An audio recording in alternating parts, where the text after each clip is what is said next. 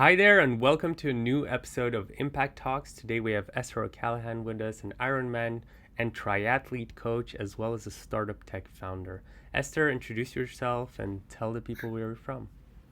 Hi, so I am from the UK, but I live in Rotterdam. I run a startup which is a HR tech platform for youth and employment, looking at how to get young people into work. When I'm not doing that, I do Ironman triathlon and coaching.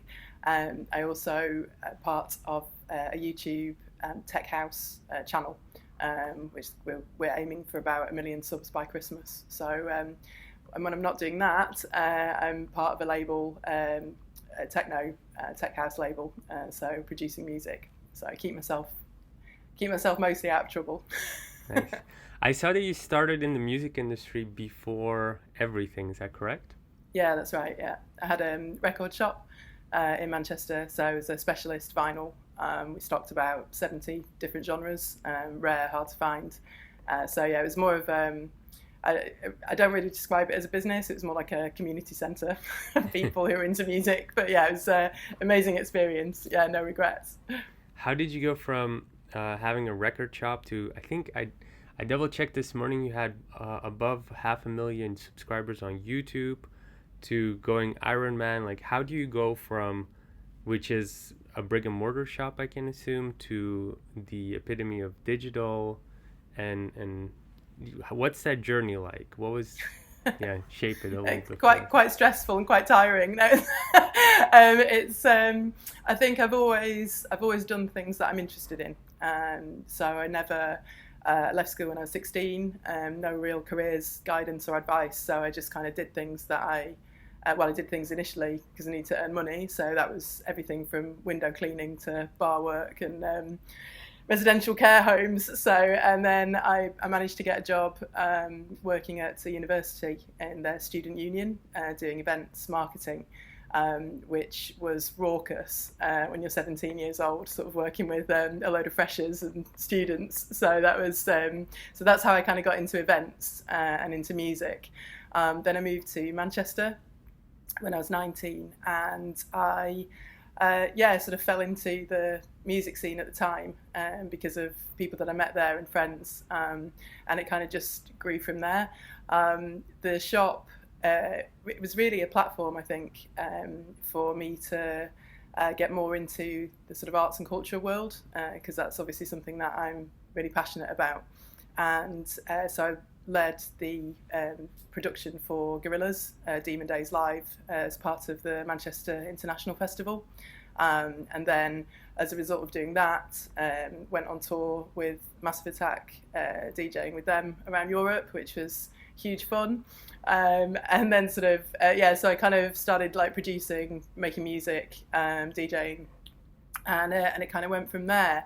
But I'd always what I work on now with youth and employment is something that I've always been quite determined to try to find solutions for, largely because of my own background and knowing how difficult it is if you come from nowhere with nothing. If somebody somewhere isn't willing to give you an opportunity, it's incredibly difficult to carve your own path. So when I had the record shop, hired young people who'd been long-term unemployed, but they knew their music. Said if they were going to work in the shop, they had to go to college and study, do something else. And then we ran a project using the profits from the events that we hosted. The shop never made any money, but the events made money.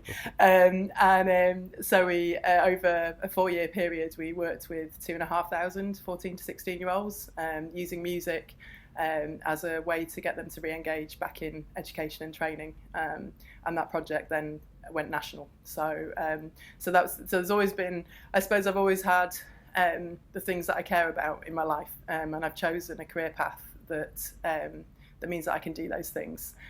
Blank is now world's leading tech house channel on YouTube. I'm not going to take all the credit for it. I'm working with the lads who started it from their bedroom in 2016, and my job, I've come in to kind of support them to scale, and start to see where they can really go with the channel.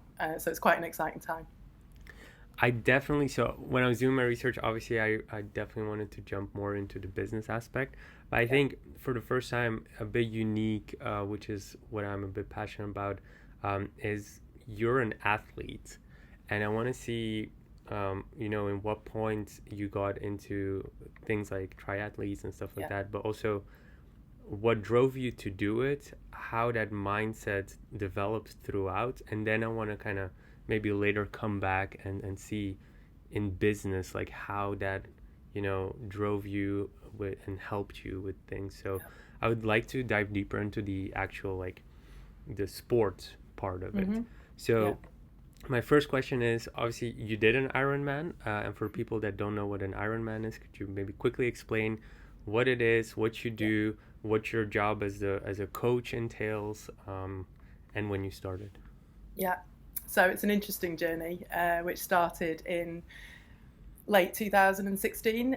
So I was recovering from back injury, and I had decided to, instead of surgery, I decided to go down the route of physical therapy, physio. The consultant said it's a choice. If you go down the surgery route, yeah, maybe it's okay. If you go down the physical therapy route, it's going to hurt. And I was like, yeah, but I don't want to have an operation if I don't have to.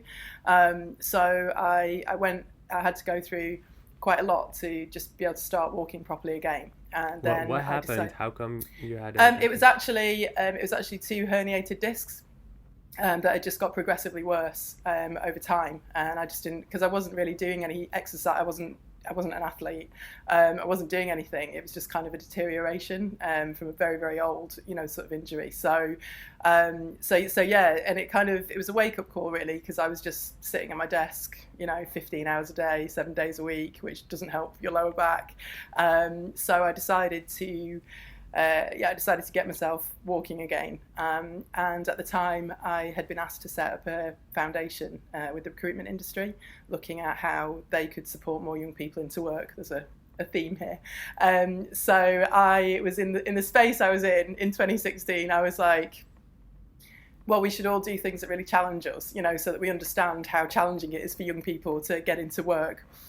So different teams in different offices started doing things like Tough Mudders and Bear Grylls challenges.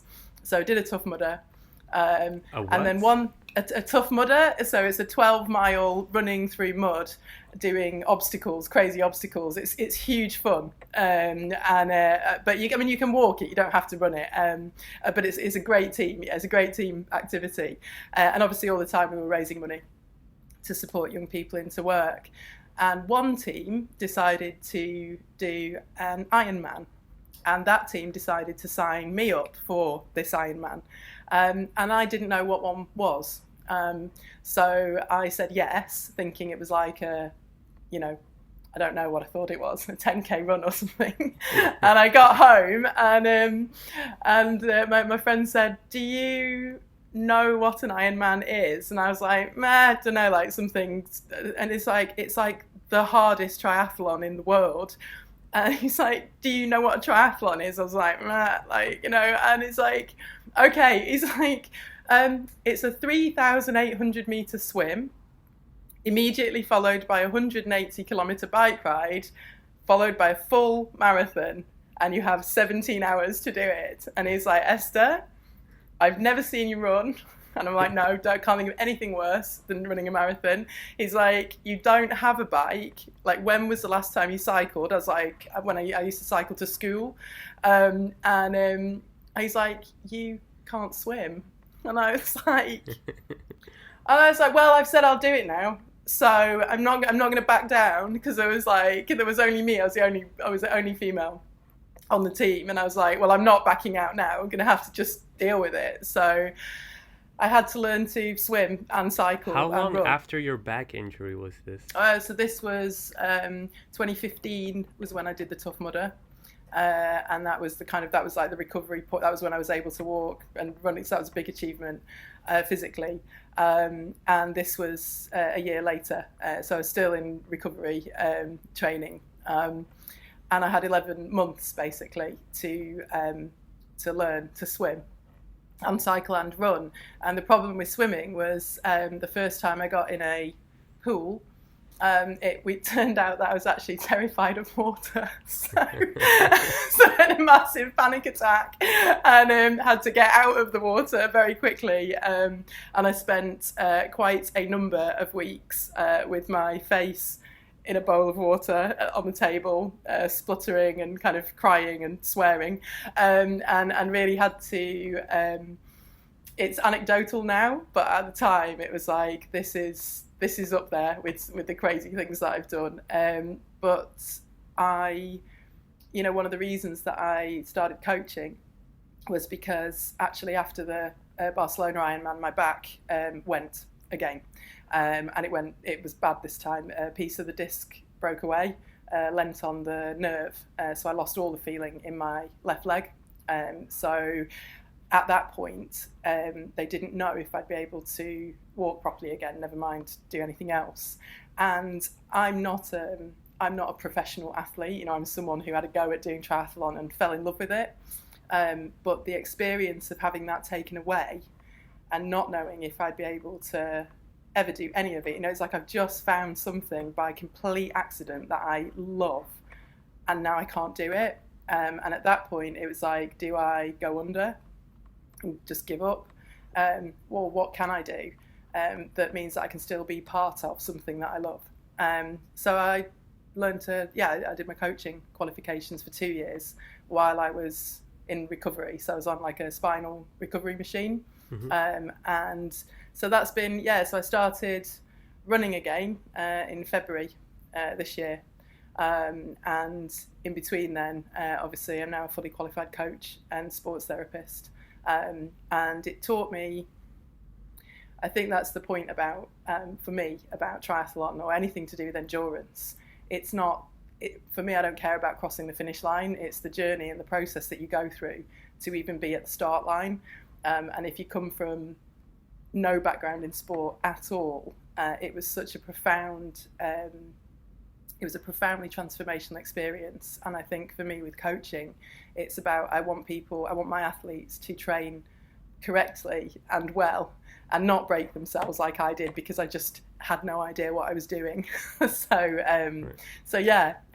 But it was interesting because of overcoming fear of water, and fear of, being on a road, on a bike, which obviously I don't think is an issue in the Netherlands. But having to overcome all of that, having to put, the first time I had to put my bike shoes on, in cleats, and I was like, you attach your feet to the pedals. And it's like, are you insane? And it was just like, I was like, if you can imagine a person who, like, the world's least likely Ironman, that's me. But every time I overcame a hurdle, every time I overcome a challenge, all of that, I started to notice how much impact that was having on the rest of my life and lifestyle. So I wanted to start to eat better. I wanted to work more productively, because I wanted to go, because I had a 3, 4, 5 hour training session to do. And I think running in particular, if I had a problem that I was trying to solve at work, if I went for a run after about 7k, something happens, something changes, and I'd get back from that run, and whatever the problem was, I was like, oh yeah, no, just solve it. This is easy.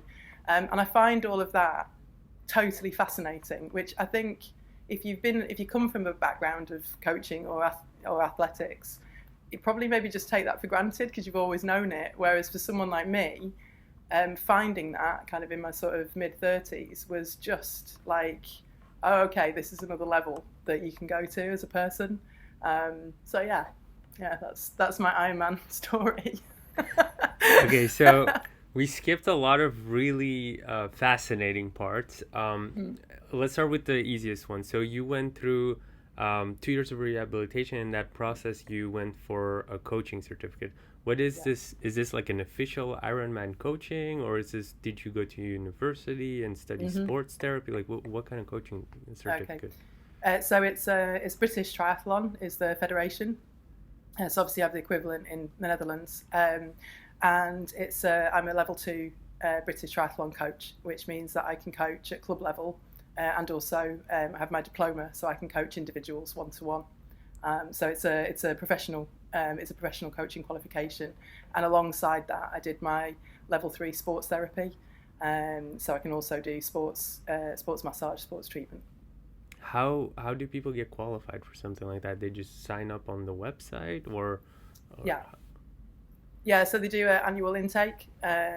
So you sign up, and obviously you have the weekends and evenings where you go and do the training. You have to do session planning, lesson planning, and it's quite intense. I definitely recall being like having quite a busy full-time load of work. Anyway, I do remember being like, when are you going to learn? Like, this is like really intense amount of work, because you cover everything. I'm an emergency first aider at work, so I had to do that qualification. You do all your kind of child protection training if you're working with children, young people, so you have to do that. And also I'm a UCAD drug advisor, because of course you have to, if you're working particularly with professional and elite athletes, you have to be very, very aware of what they're taking. Even supplements might be on the banned list and they might not know. Certainly with things like asthma and inhalers, you have to still register them even though they're legal. So it's really, and then of course, the whole kind of, there's the whole psychology side of it, the anatomy, physiology, had to do all of that. So it's pretty, how to dismantle your bike, put it back together again, and then also, and you're looking at, you're looking at how you coach an individual. You can download a training plan online, but if you want to really hone somebody's performance, it's everything that they're doing. It's like your stress levels at work will impact the training session that you do. If you haven't slept well, that will impact the training. There's so much. I feel like I could be in it for like 20 years and still be learning. And things change. There's a lot more science, that goes behind some of the stuff now. And you're looking at 3 disciplines. So there's everything, in there, swimming technique, like whether you're doing open water or pools, different kinds of triathlon, different distances. It's huge. Yeah, it's huge, but I love it. So it doesn't feel like work, it's, Do you have to be an Ironman finisher in order to be an Ironman coach, or is Ironman just like a brand and it's what you're actually qualifying for is triathlons? And like, is there different trainings for Ironman? Like, can you pretty much be a coach if you've never done it? That's what I'm asking, I guess. Yeah, it's an interesting one, because my focus is on endurance. That's what I'm interested in. How you would coach someone doing a sprint triathlon, which is fast and short, is different. I'm interested in the mindset, and I'm interested in people who really want to put themselves into that space and take it seriously. So yeah, I think maybe that's because of, obviously I didn't come into triathlon the normal way. I just went straight into Ironman. So of course I just love that, and yeah, Ironman is a brand. The distance that, is the kind of endurance distance. So you have a full is a crazy distance to do. I'll be honest, it is a crazy thing for a person to do, and people have all sorts of motivations for doing it. They want to do one before they're 30, or they want to do one because they're 50, or it's a personal challenge, I think. I really like the half distance, which is 1900 meter swim, 90k bike ride, and a half marathon, because actually that's a completely achievable. It's a challenging but achievable distance, whereas a full is like your whole life just gets put on pause, and all you do is train, and all you do is talk about training, and all you do is think about training, and you become extremely boring to all of your friends who aren't doing triathlon and just don't care about it. So my focus with coaching is I tend to work with people who are doing 70.3 or above, and I will really, because for me, I want to just specialise in that, and get really, because I'm a new coach, I'm not 70.3 is, yeah, that's the half distance. Yeah. Okay. Yeah, so it's 140.6 is the full distance, and 70.3 is the half. Okay, clear. I'm And very so, glad I didn't trip over that. no worries. I also heard of the Ultraman, which is Ironman times two from the same brand. Yeah, yeah. Oh, and there's the Decker. There's a guy who did 10 in like consecutive days. I mean, there's kind of like, there's full distance, and then there's people who just, there's the Iron Cowboy who, I don't know, did he do 50? Like, I mean, people, I think it's, what people can do is astonishing. Like, in this space, you just see, and they're just regular people. It's not we didn't all we didn't all come down from Mount Olympus. It's like we are just regular people, and I have a huge amount of respect for. Usually, Ironman kind of attracts chief execs or busy people with wives and lives or husbands and and children, whatever. And it's like I have a huge amount of admiration for amateur athletes, because they have to put in all of that work on top of their day jobs and everything else that's going on, and it's not easy. Yeah, it's not easy. I was asked to do, I was interviewed about triathlon, because it was so ridiculous that I was even doing one, and my main thing was going like, it's not 3 things, it's like 15 things. Like, it's just like a nightmare, and like all the tech, just like your Garmin and your watch and like your heart rate monitor, and Bluetooth doesn't ever work properly, and it was just, it was kind of, I think there's a lot that goes into it. So I do admire people who do it. Before we go back to your story, I always want to ask, lately I've been getting in touch with people who have done ultras, and I'm noticing there's a different community, different mindsets between people who just run a marathon and people who run like these Ironmans and ultras. Somehow, maybe my perception's always been, from what I see, maybe, and it might be wrong, I would love to hear yours, but people that run marathons usually do it just for the speed. They want to get as fast as possible, whereas with the ultras, I sometimes see people walk, and it's very much well, I guess I'm asking you, is there a difference, or do you see a lot of marathon people also doing ultras, a lot of ultra people doing marathons for speed, or is there a difference in community? Or it's not my area, in terms of ultra, but I do think it's different from what I, from the people that I know, because it's much more. A marathon is kind of like, it's a personal challenge that people do, or they want to do it for a reason. That's why the Rotterdam Marathon, London Marathon, New York, there's a lot of charity fundraising that goes into it. People kind of set themselves a real target, and they usually, it's either just for themselves, but by and large it's because they someone they've lost, or in memory of, or something. So so there's kind of a big sort of charity challenge link with that.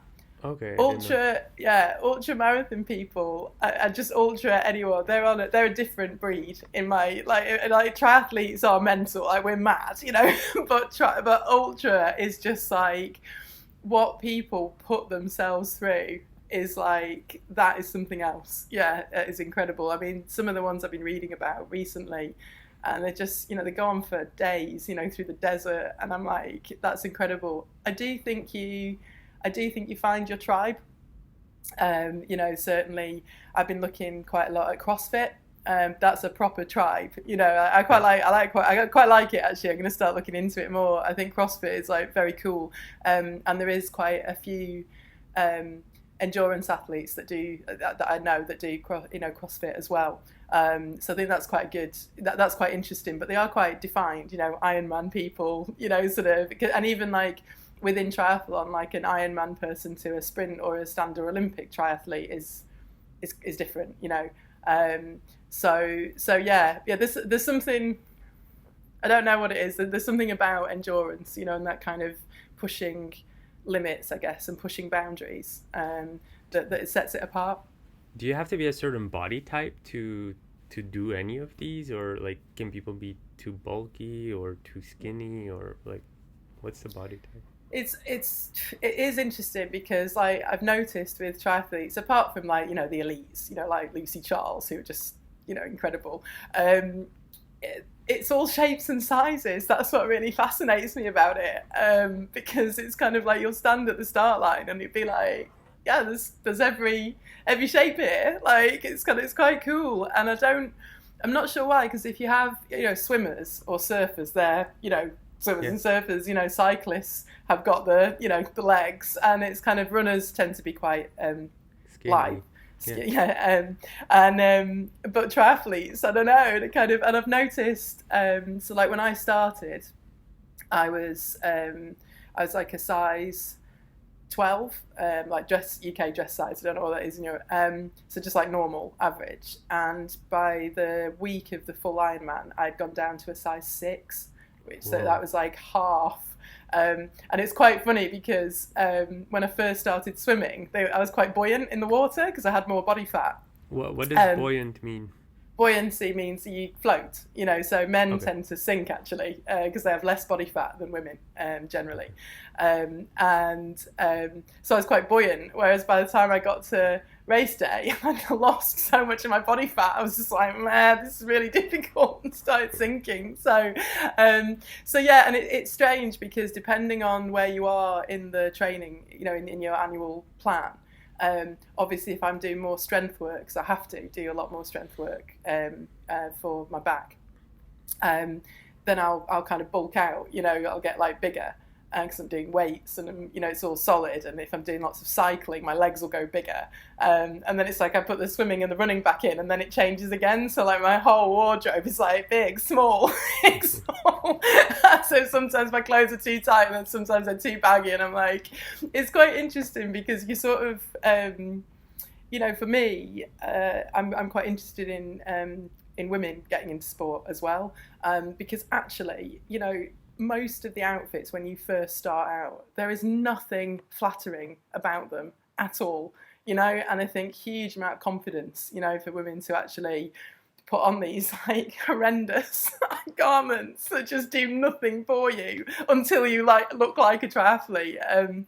But I think in terms of body image and confidence, it's huge because all of a sudden you're not trying to look good for the sake. You're not trying to look good. You know that your body is doing something. Like you need it to be able to perform. You need it to do something. You need it to have strength, and you need to nourish it and feed it properly. And it's a really I really like that about it. It gives you just a different kind of just a different approach to your whole how you look, why you look that way, and you just don't care so much anymore, which is very cool. Yeah. Okay, so one of the things I wanted to ask, as you were telling your story, we're jumping obviously in bits, but this one is very interesting. I'm curious about it. So you were talking about your colleague signing you up to the Ironman. How long training did you have until the Ironman? And also kind of the obvious question, which I can imagine listeners also wondering, why you've never done a triathlete, you were getting panic attacks going into the water. Why did you not just quit? What was going through your mind? What the hell happened? I'm very stubborn. I'm from the north of England, so that's kind of just you're kind of born with an innate, refusal to give in. It was because there were a number of times that I wanted to quit, and nearly did. Really did want to. It was not a great year on a whole range of levels. So like the training on top and everything was tough. Can you share a little bit more about what happened? Yeah, I'd had a bad breakup, a house burned down, and a few other things. It was just, you just get one of those years. It was one of those years. So, but actually, to be honest, and work was very, very stressful. It was a startup, it was a charity, a fundraiser, it was just intense, really, really, really intense. And actually people kept saying to me, why don't you just it's like you just stop, don't do the training. And I actually thought about it, and it was the training that kept me going, because I had something to, it's the endorphins as well. It's not just that, your blood circuit, everything is better because you're getting stronger and fitter. And it actually helped me get through a time that I think I would have found even worse than it was. So that's why I kept going. But in terms of personally, but also it was a team. You know, there were 10 of us. None of us were, you know, there was a few of the guys who were like super fit and really serious about it. But like everybody, we had the group chat and everyone's like giving it the big one, you know. But then separately off the group, they'd all message me about like they were scared and their fears and, you know, what was going on for them. And I'd be like, oh. And I think that's when I realised that I was never trying to be, you know, an elite triathlete. But I do love coaching. You know, I do love talking to people. Like, you know, I'd go and watch them do their practice races and all of that. And I felt like if I left the group, that would be a real blow to them as well. And mostly, it was like the biggest reason is because of why we were doing it. If it had been just someone had signed me up for a laugh, I'd have been like, I probably wouldn't even. I'd have probably just gone, you're right, no. Once I knew what it was. But you know, it's what I said to you, it's like I feel very strongly that young people have to overcome incredibly difficult circumstances.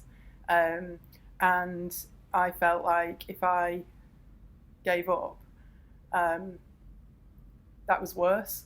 You know, that was worse than pushing through, because I can't stand on a stage and talk about how difficult something is and how you should never quit and how you should keep going no matter what and all of this if I had gone, oh yeah, I'm scared of water, so I'm done. It didn't really feel like an option, like, so yeah. So when you're having these panic attacks and everything, you were thinking pretty much like, I don't have a choice, I have to keep pushing through because...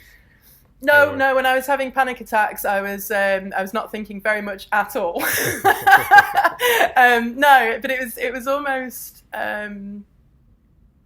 it's hard, you know, it's hard to think about what was going on in my head at that time. It was more just, it was much more simple than that. It was going like, I've committed to doing this, you know, it's like I've committed to doing this, so that's it. It's kind of, if I say I'm going to do something, I'll do it.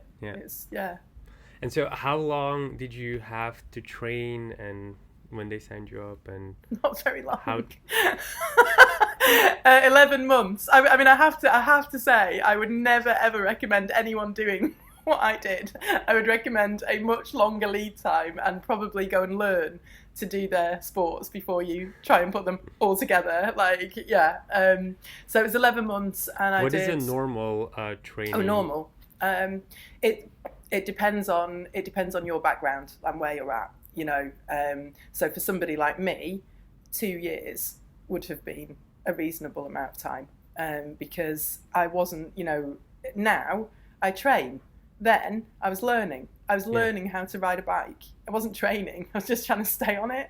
You know, so you know, like I didn't know how to change gears. You know, I went on a triathlon camp in Mallorca, which just was transformative. Friends of mine who run, it's called Got to Try, and that was amazing. What's it called? It's called Got to Try. Yeah. And they run camps in Mallorca, and they were so. There was like humour, and they took care of me, and they become, you know, some of my closest friends. But I was with Santi, who's the head coach, and we were on a bike ride, and I was in trainers because I was point blank refusing to wear proper cycling shoes. And we had this like 100-kilometre day in trainers, which is just horrendous. And what's the difference between trainers and having proper cycling shoes? The difference is if you have trainers, you're pushing down, you know, on pedals. If you have cycling shoes, you're using all of your, you know, you've got this whole motion, so it's much more efficient. You know, you're not having to work anywhere near as hard, which of course I had no idea. So I'm just putting myself through even more hard work, you know. And halfway through, Santi was like, "Why do you go so fast up hills?" Because like, and I was like, because if I don't, I won't make it to the top. And he was like, okay. He's like, what gear are you in? And I was like, I've no idea. I was like, I'm in whatever gear the bike was when they sold it to me. So I've basically been cycling around in trainers, like just blowing up, you know, on hills, like going far too fast, because I was just like, no idea. That's how novice I was. And literally on that day, he just showed me, you know, like how to change gear. You know, I just learned so much. And I think that's, I guess that's where I love no one ever, with endurance, with endurance triathlon, there wasn't a single person in any event that I ever did that year, you know, because obviously you do practice events. No one ever looked down at me, you know, no one ever looks at me like, what are you doing here? Nobody at the start line looks anywhere at you other than with a look that goes, they know exactly what you've done to get there, because they've had to do that themselves. And and I love that, you know, I love that. Nobody, it's different. I found it different when I did I did like a sprint triathlon, and that's all about speed, and it's kind of like, and obviously I'm not faster than I was then now, but and that was like a different vibe, you know, whereas with the endurance guys and girls, it's like, kind of just getting to the start line is like, that's a success in itself. So Do many people not finish when they start the race? Yeah, there's a lot of do not finish. I mean, if you think like, you know, what have you got, maybe like 2,000 to 4,000 people, you know, starting, because obviously there's cut-off times as well, so you have to, it's not like you have, you know, you have to get out, you know, you have to get out the water, you know, on through transition onto your bike, you know, onto, so it's so yeah. But I think it's interesting, because for me it's like, I can understand if you were going for a time, or you were really, you know, wanting, you know, that medal or whatever, it's different. I think for me it was going like, just the fact that I'm even there at all is that's a win. Like, I don't care what happens after that. Yeah. And that's kind of, I think that's also why I know that I'm not an actual athlete, because I just don't. I have friends who are real athletes, and they can put themselves into, they call it a pain cave, and they can put themselves in there and just stay there. And I have no idea how they do that, because that's just a whole other level of, that's a mindset. What do you mean with pain cave? So they will just, if they're working at like speed or intensity or whatever it is that they're doing, they will just go into a place where a normal person just wouldn't be able to carry on. You know, I think if you look at somebody like Chris Hoy, he's Olympic track cyclist. There's a documentary, and he literally, after a training session, he trained so hard, he fell off the bike onto mats and curled into a fetal position, into a fetal baby position, and didn't even know that he had. You know, that's how much. When people say like, how does a person get to there? It's like, because they train like that. Like, it's really hard.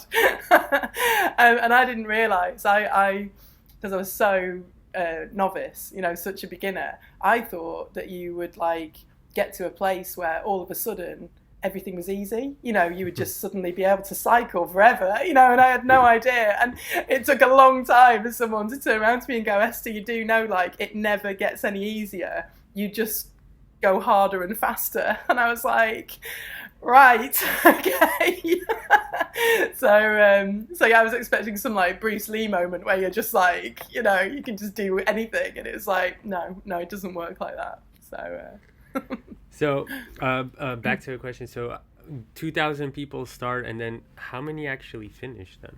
I don't know. I mean, the majority, a high majority. Okay. So because anything can happen, it's like somebody can, but you know, your bike, it's like if you have electric, you know, anything can happen on race day, and there's only so much preparation that you can do for that. I have a friend, my best friend's husband, and he got 6 kilometers from the end and had to stop, and you know, and it's like, you've done all of that distance. Why did he stop? What happened? He had I'm not sure what happened, but he was just in so much pain, you know, that he couldn't finish. And it's like that's raced, you know, that's the, I think, and then obviously he went on to finish, you know, a full you know, and it's kind of like, but I think it's when you don't finish, you know, it's when things go wrong, I think is where you learn the most. So actually, sometimes that's really important, because then you learn. For me, it was what my lesson was. I'd given up on all of the strength work. You know, in the build up to the race, I was trying to just swim, cycle, and run, because I was like, I'm running out of time. You know, I'm running out of time to do these three things.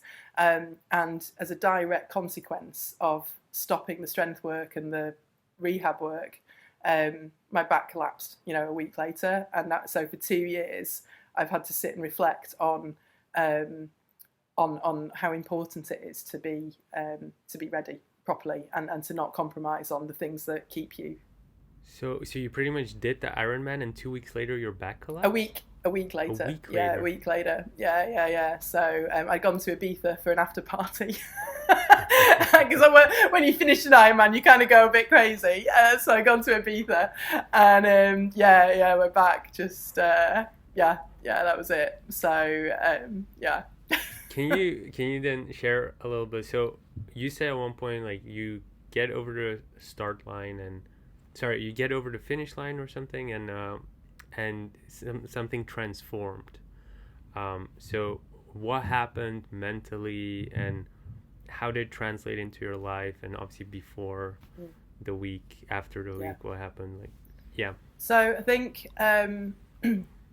for me, it was really only when I was able to look back, and obviously I had a lot of time to look back and think about the journey. And for me, it was very much about it. It felt to me like it was a missing piece of the puzzle of my life. I'd always been strong mentally, you know, quite strong physically, but never done anything athletic.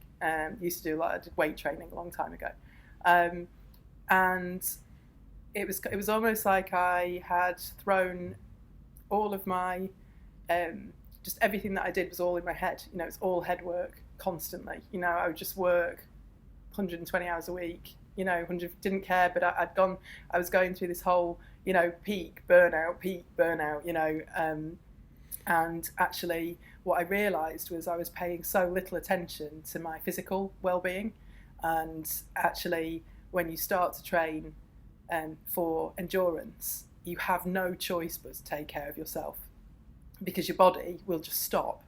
And it would literally just stop. And so for me, it was it completely transformed my whole approach to my life. I wanted to stop drinking, because that's been a part of my life for a long time. You know, heavy drinking, you know, drinking to cope. You know, I think it's like you're just on a wheel, aren't you? Everywhere you go, every meeting, every lunch, every dinner, you know, it just becomes something. So I started to look at all the aspects of my life, you know, how much I was working, and I started to change it, because I suddenly found something that was more important. And I found that thing that was more important was actually having a really beneficial effect on everything else that I was doing. And I didn't get it 100% right, and I still don't get it 100% right. But it definitely, there was a definite shift. And I didn't notice it so much at the time. You don't, do you? It's always when you reflect back later. But it was those little things like overcoming fear of water. I used to be absolutely terrified of spiders. Absolutely, I would go like cold and like nauseous and wouldn't be able to go in the room for days. And I'm not talking about like a very big spider, I'm talking maybe like that big, you know. And that I'm like, that's gone, you know. So I suddenly became really quite fascinated by all these kind of very nuanced things that start to happen in your life, and those are some of the bigger ones. But things like the running, you know, to solve a problem, come back, and I think I felt for the first time that I was actually mind and body, you know, working together rather than just like pushing yourself through. And I found on the bike, it's really interesting. There are moments where your legs are carrying you through, when your mind just can't go any longer. And then it switches, and when your legs are starting to fail, your mind starts to push you through, and it's just and it switches, you know, depending on where you're at. And I just find that it's just it's an incredible thing when you're holistically living your life, you know, with everything kind of working together. And as I say, I very definitely don't do it all the time, but that's kind of my journey is really around the kind of discipline and the commitment that it takes to be an athlete, a triathlete. And I think part of coaching, the appeal to me is to say to people that you don't have to have any background in any sport of any kind, but if you are willing to put the work in and you have the mindset, you know, that has a kind of determination to commit and to train consistently, and to, you know, you will get a huge amount of reward, you know, and benefit for doing it. And it's a personal thing, you know, it's not you're not racing with anyone else, you know, not racing against anyone else. It's all about you, and your kind of competition with yourself, you know, to push harder, you know, be better, but hopefully don't break yourself. So you keep mentioning that. For me, it'd be super interesting because I'm not super athletic. I mean, I think I started properly running in March, which is like 2-3 months ago or something like that. And the only reason I started is because we got a treadmill and suddenly I could work on my laptop while walking. I actually watched, do you know Brooklyn Nine-Nine? No, actually. It's on Netflix. Amazing Oh, show. okay. Yeah, I don't watch. I don't watch recommend TV. Like, I'm terrible for that. Yeah, if you talk to me about talk to me about music, fine. Like TV, I'm like, no idea. There was a comedy. It's a comedy sketch, and there was a scene in there where one of the characters wants a standing desk treadmill. Okay, And it's like not even, I think, 10 seconds in the show or something like that, but like it kind of like stuck in my mind, and I was like, oh my God, that's possible, because I'm working 15 hours. So I finally got one after like a year or two, and one of the things I started noticing in the first month is my legs started getting stronger, and I didn't realize, I don't know why. I think it's kind of like with diet where you're just eating stuff until you realize that they actually have nutritional value, which also took me very long. But so I had the same revelation with my legs, where suddenly I had power that I never had in my legs, and suddenly I could walk instead of 5K and breaking down like 10K, and then it went up and up and up. But so how would you recommend for somebody like me who's just pretty much watching Netflix and working all day and sitting all day, how would that transition happen into actually wanting to work out? Because that's been a tough nut as well. And then, I mean, I can imagine I'm having a lot of these days where I'm thinking, why should I even go out? Can't I just like sit and eat Ben and Jerry's stuff? Like, so what would you say to those people, and how would they, especially now that you've reflected and have this coaching, everything, how would you help them battle those parts? It's I think you have to know why you're doing something. Willpower is this kind of crazy idea, you know, that it's all about willpower. Actually, you know, if you get up in the morning, you'll feel ready to go. If you go straight away, by like 10 or 10:30, you'll be like, maybe I'll go this evening. And, you know, and it's kind of, and it amazes me, people, you know, when they go to the gym after work, you know, like the motivation to do that, like, must be really high, because actually that's quite a difficult time to want to go and train after a heavy day. So I think you must know why you're doing something. And that can be just like, I'm sick of feeling tired all the time, or it could be, you know, I want to do this. I have I want to do this because I've lost someone, or it's important to me, or, you know, so having a reason, I think, for what you're doing, because that is the thing that powers you through. When you asked me earlier about why I didn't give up, there were 3 reasons. One was personal, one was for my team, and one was for the cause that I cared about. So those were the 3 things that kept me going. And I think it's also about 80-20, you know, like, if 20% of the time you want to sit on the couch and eat Ben and Jerry's, I think maybe that's okay. It depends on what your goal is. You know, I think most of us, literally, you know, the majority of us are not trying to be elite athletes. They are just something else, you know, incredible people. but it's if you want to. I think for me, and I am evangelical about it because it was so transformative for me. If you just want to feel better and work, your work changes. You know, it's like I get up now, like at 6 o'clock in the morning. I was not a morning person at all. I was like, I've got video footage, I have video evidence, you know what I mean? Just videoing myself at 5 in the morning going, why am I going swimming when it's dark? Like, what is this?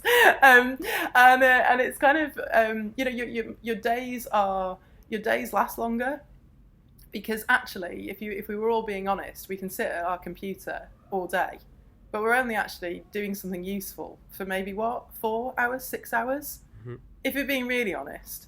And I'd rather work harder, shorter, earlier, so then I've got the time to eat properly, train hard, you know, sleep better. You know, those are the things that it gave to me.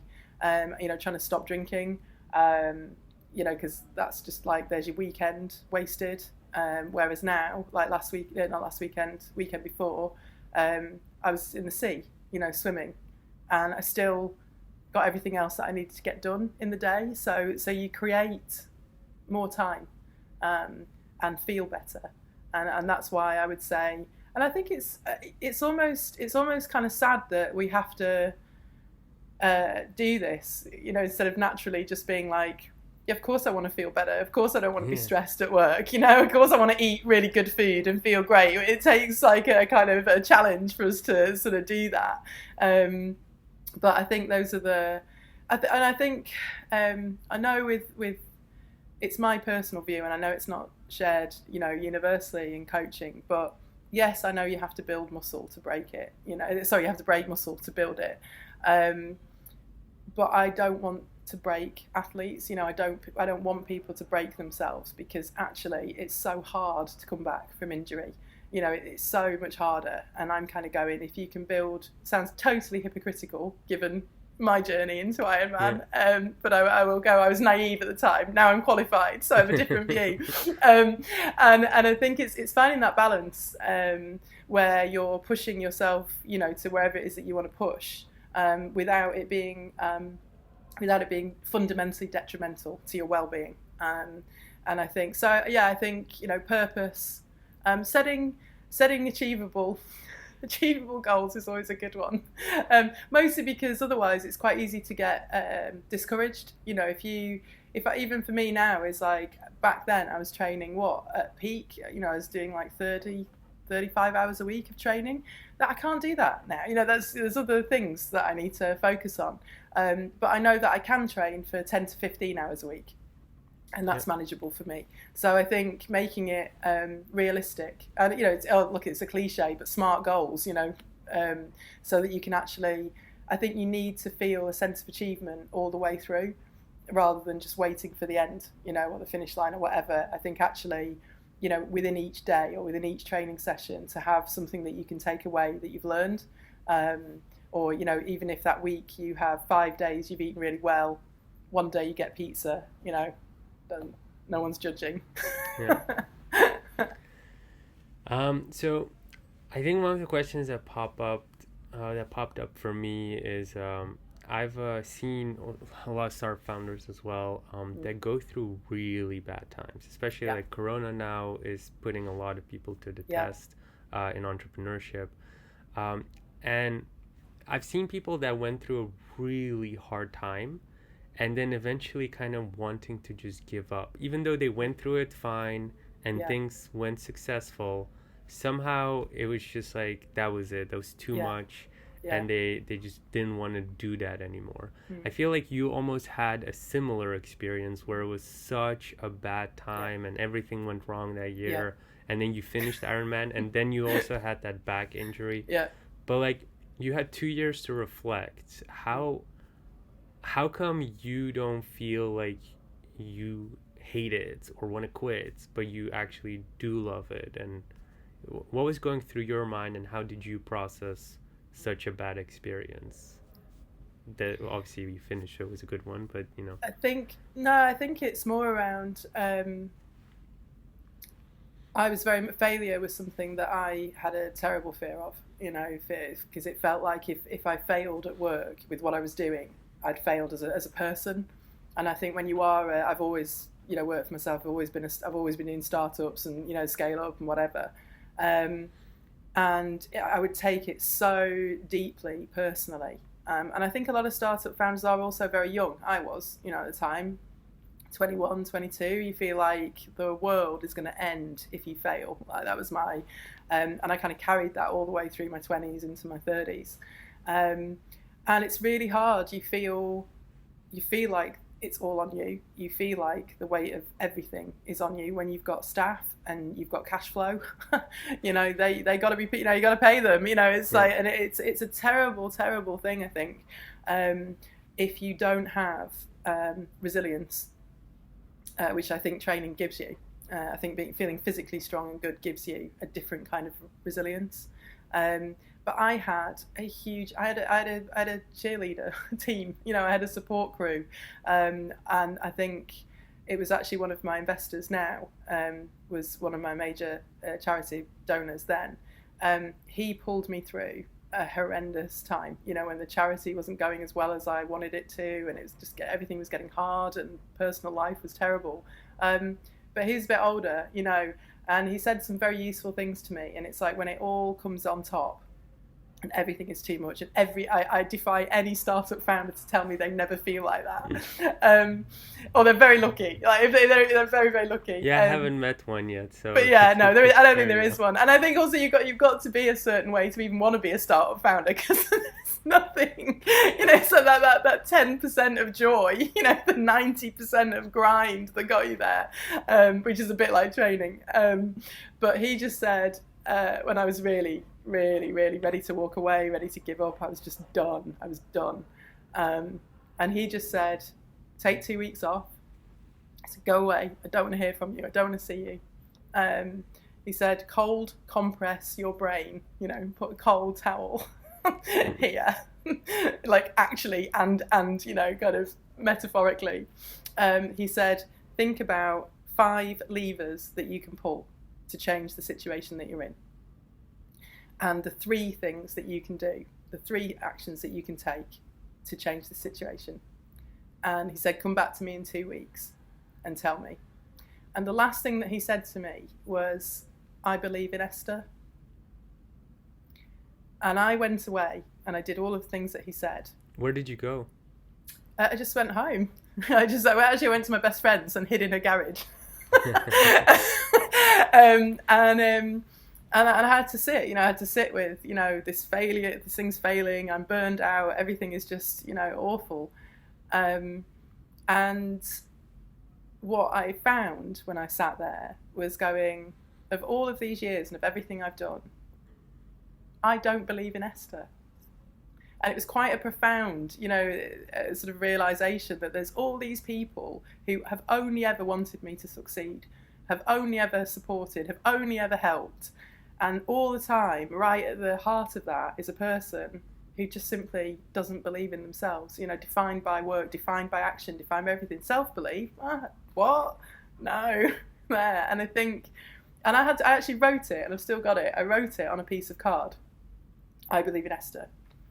And I put it next to the bed, and I woke up and I looked at it every single day. And after quite a while, I actually started to. And I think the reason that I'm saying that is because you need a support crew. We are not islands. Triathletes aren't islands. They have coaches, they have mentors, they have, and I would say it's a lesson in humility, because I think with startup, you have to have a bit of ego, you have to have like a desire to win, to kind of push to want to succeed. Otherwise you just go and work for someone else because it's easier.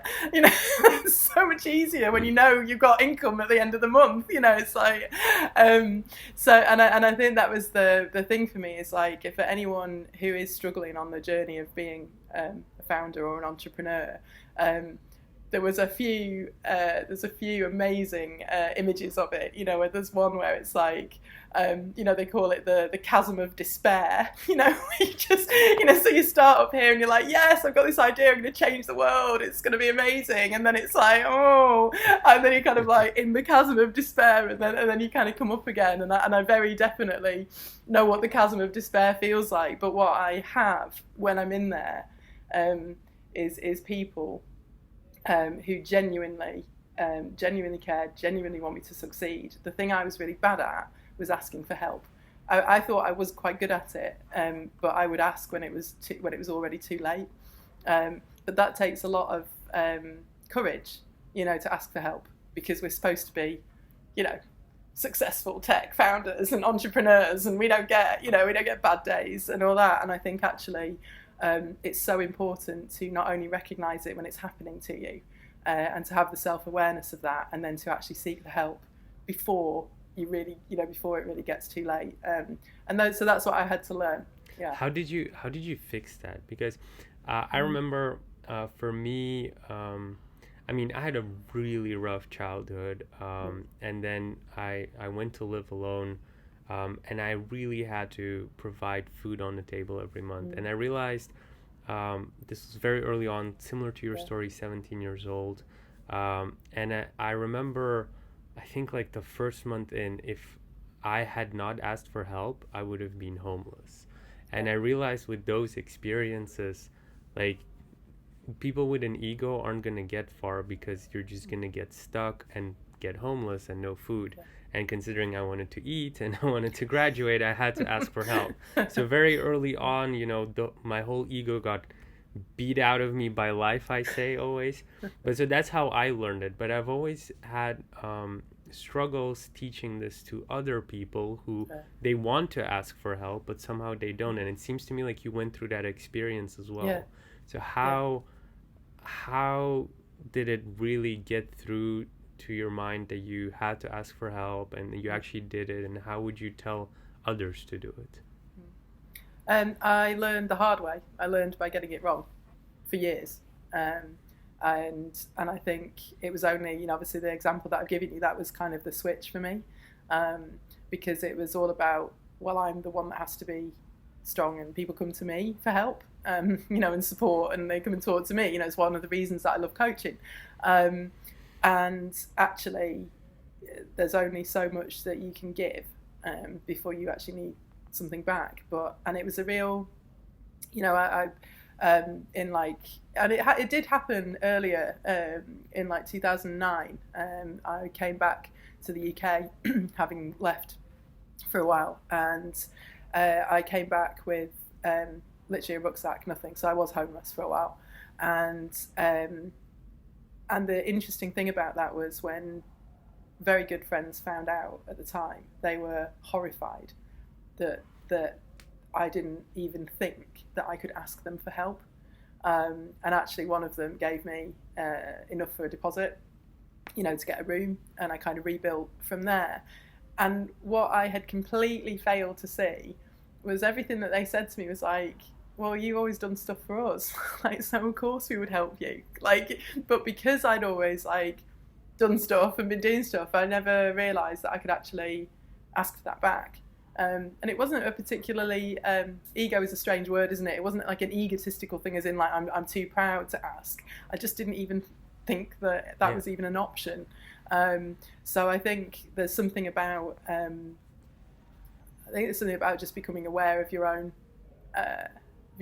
shortfall, and making sure that you have, and for me it's a mixture of professional support and personal support, you know, and people in business. And I think you need different people, you know, different types of people for different things that you're working with. But for me, it's a constant process. And it's because obviously for most of my life, I've been used to my default settings, you know, do this on my own, like go into a cave, like hide when it's all going wrong. And now I'm much more like, also I think because I coach now, I don't want to be a hypocrite. You know, it's like if I'm going to say to athletes or people that ask me for advice, if I'm then doing the total opposite, that kind of doesn't sit. That doesn't sit easy with me. So there's something about that that's really helped me as well. Okay, I want to go a little bit more into technical parts because I feel like we've heard the story of which is fascinating, by the way. But I want to get into the technical parts. So I'm imagining like some listeners don't want to listen to that. We'll have time codes in the description. But the technical parts for me, I've started getting quite interested in like doing these things as well. And a lot of people start asking me questions like, do you have a bike? Do you have this? And my honest answer is like, I have an electric bike because I find it hard to bike, and that's how I got fat. so oh yeah, because you're really carrying a lot there. Like that. Yeah, so that's well. So I don't have the right bike. So my first question is on the technical parts. Like what kind of bike? I found out for the first time a week ago that apparently these Ironman bikes or like these elite like athlete bikes, they have like clip-on shoes that you cannot like take off or something. So it's like skiing or what's it like? Okay. So what do you want to talk about? Bike? Talk about bike first. Yeah, like we'll cover like all three probably, fair. But let's start with the bikes. Start with the bike. So bike. So on a normal bike you have pedals, which you just have your trainers and you just cycle and you can get up. On a road bike, not just a tri bike, on an actual proper road bike, you have called SPDs. They're like, and your shoes clip into them. So whereas you would have just a pedal and your trainers, these actually fix. Okay. And to get out, you do that and lift out. So you're not stuck to it like perpetually. You can clip out, but yeah, they fix. And that means that you then you're using the whole of your, that movement. But what happens if you fall? Do they clip off, or how does that work? So if you fall, it's not like, are they like skis? I don't know. I'm probably going to get absolutely eviscerated by the cycling community here. You have to clip out, in order to not fall over. I think it's the easiest way to say it. Obviously, if you just stop and you're still in your cleats, you will go sideways unless and you're what in if circus like a before. tire blows and suddenly you're like, falling? Yeah. Like, do they automatically clip out somehow? No, not automatically, but you can choose how tight you have the binding. So when I started, I had them very loose so that I had movement, which was more for just like comfort. I knew that I could get out. Now I have them really tight because I don't want to, I want to just, clip out. But I practiced the movement, like you can practice, So you practice the movement in case you fall. Yeah, and in the even when I'm like coming up to traffic lights, not so much now because obviously it's been a few years now, but at first I would in my head I would kind of like replay the movement, so it's clip, down, because of course I did things like I would clip out, but I wouldn't go that way, I would go that way. And of course this was all caught on camera, so there's a lot of comedy footage of me not clipping out of my bike correctly and falling over. So yeah, it takes practice. It's quite a weird it's a weird experience, when you first do it, but the improvement to cycling and the experience of cycling is amazing, but it's quite difficult. Like I live in the centre, city centre of Rotterdam, and I'm just where do you bike? So it's like stop start. There's like a Vespa coming at me. It's quite different. It's like quite full on. There's a tram, So the places I like cycling, there's like routes. If you go up to like Hook, Holland, and then there's like routes where you can like cycle into Germany, and they're like proper cycle paths because obviously it's the Netherlands, so the cycling infrastructure here is amazing.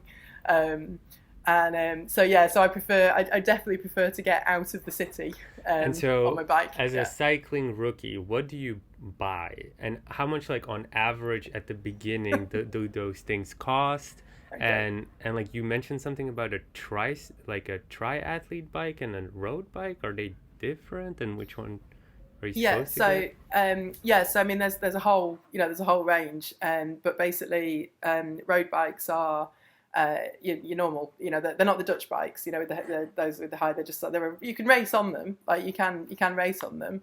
Triathlon bikes, you can have a road bike and put tri bars on it. So those are the bars at the front, where you kind of sit in. And then tri bikes are a whole range. There's like time trial bikes, which are like, it's all about the kind of geometry. So it's all about making you more dynamic. And why is a triathlete bike different than a road bike? Isn't it like the same road surface that you're biking? It's more about if you look at some of the real triathlon bikes, the shapes of them are like very, very different to a normal road bike, and they're basically built for speed and efficiency at the top level. And you've got things like, so you'll have like a normal cycling helmet, which is just like normal, but then you have aero helmets, which again is all about making sure that when you tuck it, you are you've got the least resistance possible. So those are for the elite athletes. Like you can technically, as a beginner, just get a normal road bike, and then what do you put on it? And you can put tri bars on a road bike. Why do normal road bikers not get those tri bars? What is the purpose of this tri bar? So for the tri bar, so if you think that you're going to be on, say you're doing a 70.3 Ironman, half Ironman, so you're going to be on your bike for 90 kilometers at speed because you're going for time. Yeah. So say you want to maintain an average speed of 30 kilometers an hour, so you would do a 90k in 3 hours for the sake of maths because it's easier. If you think about the position that you're in on a road bike, this whole you're battling against yourself. So it's not aerodynamic. So you can go onto the drops obviously on a road bike, but if you are, if you want to, it's a lot to do with efficiency, because otherwise you're going to get really tired. Whereas if you can get onto the bars, if you can get onto the bars, then you're just going, so that's. And what are those bars called again? Tri bars, TRI. Okay, so pretty much in order to be ready for a cycling at an Ironman, you need to get the bike, you need to get specific shoes, you need to get a normal biking helmet, I'm assuming? You can get, there's all manner of, the one thing the one thing that's really important to know about triathlon is it's very expensive because once you start, you can start off with minimal kit, and then eventually it's like it just gets crazy because you can. So I bought a Giant. Giant is the brand. Okay. Giant Live. It's called Giant Live Envy, and it's that's it's a the bike name, right? That's the bike name. Okay. And it's the Live Envy is really good because it's got shorter stem, for women because they're shorter upper body. Is that something you would recommend for men as well? No, you need to get Giant is a brand. There's it depends on you can spend £2,000-3,000 on a bike and do Ironman, or you can spend 15,000 on a bike. That's the and it's kind of like it's a bit like Formula One. It's like going the driver has to be decent as well. It doesn't matter how good the car is. You've got to have a bit of skill in there as well. And there's really a threshold where it depends on what you want to do with it, and it depends on whether you want to, why do you want a £10,000 bike? The bits that are different is obviously you have Di2s, which is electric gears, and things like disc brakes, so all those things cost more. And they do have they are, it's a choice, isn't it? But isn't it more dangerous to have electrical gears because they can break down and then you can't fix them on race day? Yeah, I've used both, and I actually thought I'd really like them, but I don't.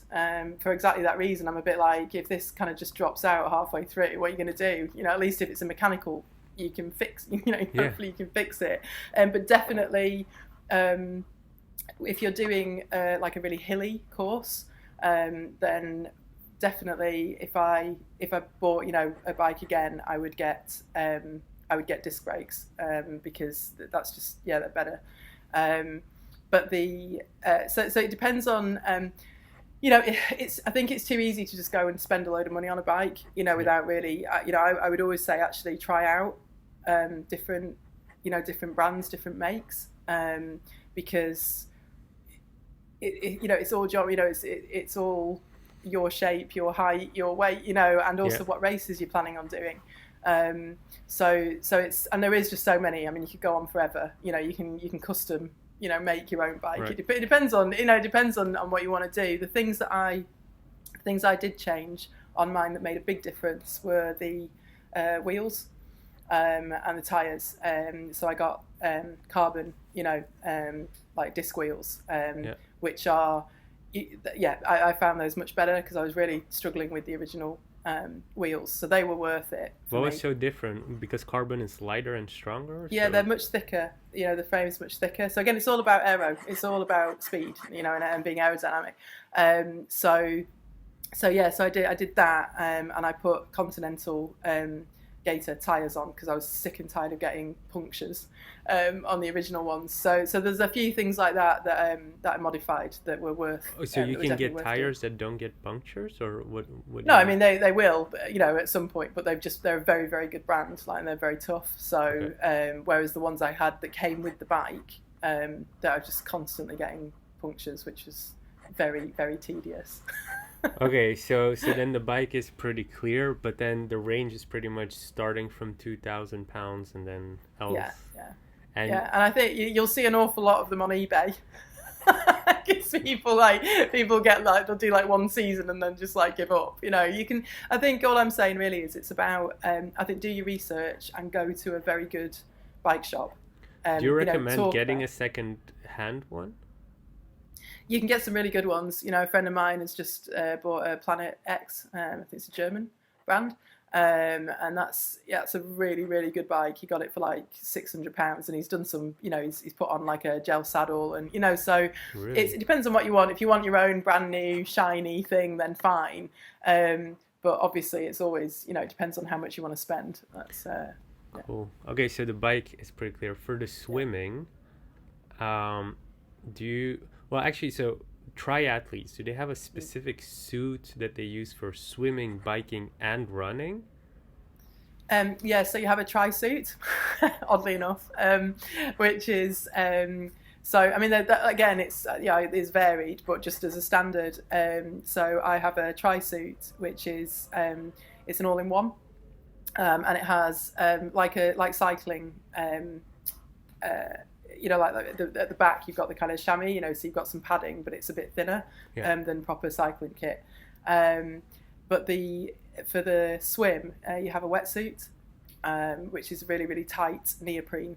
Oh, so the wetsuit goes on top of the tri-suit. And that goes on top of the tri-suit. And then when you come out the water, you go into transition one, you take the wetsuit off, and you get on the bike in the tri-suit, which you already have on underneath. And you'll do the run in the tri-suit. And how much, what kind of brands do you use for both suits, and what are price ranges for something like that? Again, it's so you can pick up a wetsuit for 100 and say 150, 180 euros. The wetsuit I have is about 550 because it's super, super light. It's really, really good fabric. It's neoprene, but it was actually a company called Yonder, and the guy who founded it was an elite swimmer. It's an Ironman, so he's designed and made suits that are and I had a really good one originally, but it's very, very thick, so it felt quite unwieldy, in the water, very buoyant, but not feeling it. So I've switched to Yonder. And I'm really, really happy with that. Yeah, and obviously it's it's the insulation because the North Sea is quite cold. Yeah. So for the swimming part, do you only need that wetsuit, or do you need something else as well? So you have your tri-suit, wetsuit, and then you have your swim cap, which you're given on race day, and goggles, obviously, because you. And do you get those small goggles or the ones that cover the nose as well? No, they're small. Yeah, those are the ones that cover your nose are for snorkeling. Oh, isn't it better That would to be great. protect Yeah, your you wouldn't have eyes? to breathe. I mean, yeah, no, the goggles are just for sight. Yeah, Okay. yeah. And do you have a specific brand, or does it matter as long as they're comfortable? No, I mean, I think again, it's like I think it's really important to get to try things before you buy them, like to actually test. Because so I use Aquasphere goggles because I really really like them, but I have a friend who she puts them on and they're just like leak, like doesn't work for her at Okay. all. So she uses like just a really cheap speedo Really? set, and they work really well for her. So I think it's quite it's a bit of trial and error. I know I spent a lot of money on things that were not worth spending money on because I just didn't know. So I'd always say, like, there's plenty of specialists, it's either like a specialist triathlon shop or a bike shop and a swim shop. Definitely go and get advice. Some people wear earplugs because obviously, water going in your ear. There's, but generally, yeah, cap, goggles, wetsuit, tri-suit. Yeah. And earplugs. Okay, and then the running part. Yeah. Oh yeah, what do you have? Well, actually, one of the things I noticed is that once I start hitting 10K plus in a day, my legs start chafing, and then Okay. I have from my martial arts, I have this specific gear that we wear in Brazilian Jiu-Jitsu under our gis, so that Okay. it doesn't we don't get a rash on our skin. And I started using those for running, and now if I even run 20K, nothing happens. So I'm assuming runners actually do have specific shorts that protect them from chafing and stuff like. Not in triathlon. You just keep your tri-suit on. And does the tri-suit Yeah. protect you from chafing as well? So you can buy cream that helps with chafing. So What kind you of would put cream that is on at the that? start. What brand is You're asking me a question that I don't know the answer to because Okay. I don't use it. But you can. I might remember by the end. But you can get. I mean, there's loads of different brands. Or- So you can get cream for that. and what else do you wear for running? So obviously you come off the bike into transition 2, and then it's really getting your bike shoes off and your trainers on, and then go. So the Ironman brand of choice is kind of Hoka, Hoka. They're like ultra marathon shoes, and they are super light. They are amazing. So I started off with Asics. Yeah, we But actually when had the head of ASICS on our second episode. Okay, For cool. Nina Yeah. and Estehr. But I have I overpronate quite badly on my right side. Yeah. So I found Hokas were just and I think that actually it's a really good point. It's kind of going, I really like Hokas. Someone else will really like ASICS. Someone else will really, and it's finding what works for you. And sometimes when you're just starting out, there is a bit of trial and error. So.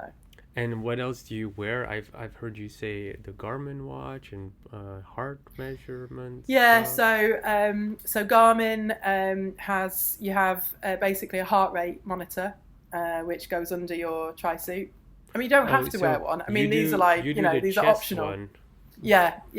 Some people just have a watch. I have a heart rate monitor, so that's What do you think is more accurate though? Because I have a heart rate monitor as well, and then I tested my Apple Watch, and it seemed like it was pretty accurate, so I stopped using my heart rate monitor. Yeah. What was your experience? So I've only ever used a heart rate monitor because that's just what I was, that's just what I started with. So Doesn't it so get uncomfortable after like 50K or something? Don't notice it really. Okay. It's like wearing a bra. So yeah, no, I don't notice it. And then I have a Garmin watch. Which which Garmin do you have then? So it's, you're asking me, I've totally forgotten which one it is.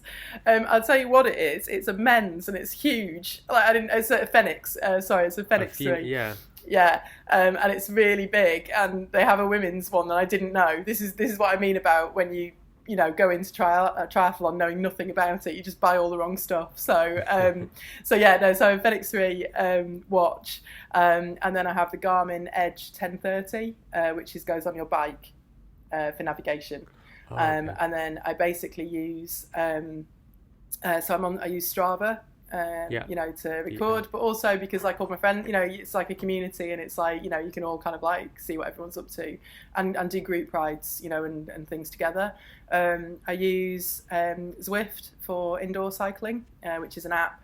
And again, you can cycle with friends. And obviously during lockdown and quarantine, that's been like, So what is that's been a this big thing. indoor cycling? Do you mean you have a device that you can put your bicycle and then just cycle indoor, or how do Yeah, you do? so you can get a smart turbo trainer, which is basically you take the back wheel off your bike, Yeah. and basically put the back onto the smart trainer, and then that's Bluetooth, and you hook that up to an iPad or phone or whatever, and Oh. then you can do sessions inside, and it's really good for winter training because obviously there reaches a point in the northern hemisphere where like outdoor cycling is not fun. But there's other options. So I have a watt bike, which is a specific indoor trainer. So it's a full bike, and I'll use that. I'll use that for my indoor training rather than, because I can't be bothered taking my wheel off all the time, and it's just Yeah. hassle. I want like my road bike to just be ready to go out on the road. Yeah. So I have a road bike, which is like for just going around. I have my tri bike, which is for events, and and then I have an indoor trainer. I do have a smart turbo trainer as well, but I tend to use the watt bike at home. Do you recommend indoor training versus outside training? And what are the, like, do you think the people that do only indoor training will eventually be able to do the Ironman or something? So the things that I like, I started with indoor training because I didn't have the confidence to go out on the road. So it got me used to being on the bike, just getting used to it, because it's Yeah. so unfamiliar. So I really like indoor training because I just got so used to it. And also for me, it's where I do more of the kind of technical sessions, so if I'm working on, so there's something called FTP, which is functional threshold pace. So if I want to build my FTP, I prefer doing that on the watt bike because I can see it's giving me data, constantly. It does things like, so it shows you your power, how many watts you're putting down. One of the really good things for me because I lost the feeling in my left leg, on the watt bike, it tells you what percentage of power you're putting down on each leg. So of course, when I couldn't feel my leg, I could see if I was doing 50-50 or 48, 51 or whatever. So that was why I liked it. It gives you a lot of data. What I found was if I do a mixture of indoor sessions and then go out on the road, my when I go outside, I've got a lot more power, and speed and pace. So that's why I like indoor training. Really? But I think I think maybe that's just like another, it's another thing of kind of like I just got so used to doing like 3-hour turbo sessions, which is like other people's idea of hell. But I don't know. It was so boring. It was so boring. It was almost like I broke through a barrier, of boredom, where you just go like, and again, I think that's a really good mental tool, going like, there is nothing more boring than sitting on a smart turbo for 3 hours. It's like you can watch Lord of the Rings, and that's like, trying to find like things to do for 3 hours. It's like on a bike is, yeah. But I've got friends, I mean, the actual athletes who've like done, they've done like Everest on an indoor bike, which is like, I don't know, is it like, 7 hours or 14 hours or so? I'm just like, inside, not going anywhere, like horrendous. So there's a lot of, I think, there's a lot of tools, there's a lot of apps, there's a lot of kit. I think it's really about, don't rush into buying things, really kind of look at what your plan is. For me, it was like, yes, I had to get kitted out for a full Ironman because I had a full Ironman to do. But, if you just want to like get a road bike and see if you even like cycling and, build up, you're spending a few €100 instead of like 10 grand on something you might be like, I'm not really into So like this. Ironman is, from everything I'm counting now, like the running, the watch, the the triathlete suit and the wetsuit and then the bike gear. Yeah. We're talking at least 5,000 euros or pounds just to get into Ironman it's not entry cheap. level. It's not a cheap sport. Yeah, it's not a cheap sport, even just for basics, because obviously if you go, even your trainers say they're average 80 euros. Yeah. You know, you'll be replacing them after, so many hundred, kilometers of running. How many kilometers can you run? So actually 2 questions there. How many kilometers should you, after how many kilometers should you replace your shoes? 1. And then the second thing is, have you ever done running on barefoot shoes? Okay, yeah. So in terms of the, I'm going to say honestly, I don't know, because I have an app that tells me when it's, so I just plug in all of my, so I don't know if it's variable depending on what sport you're doing, for example. I really don't know. What I know is I use Training Peaks, which is an app, and I put in there which bike I'm using, which trainers I have, I put all of the information in there. That all syncs with Garmin, so everything is, so your heart rate, pace, cadence, power, everything is going into there. It depends on, some weeks I don't use any tech at all. Some weeks I'm like, I just want to go and swim, or I just want to go and cycle. I get really sick of the tech after a while, but it depends on, obviously, with coaching, you need your athletes to give you data so you can set. So I've gone off on a tangent and I've forgotten. Barefoot-running. It's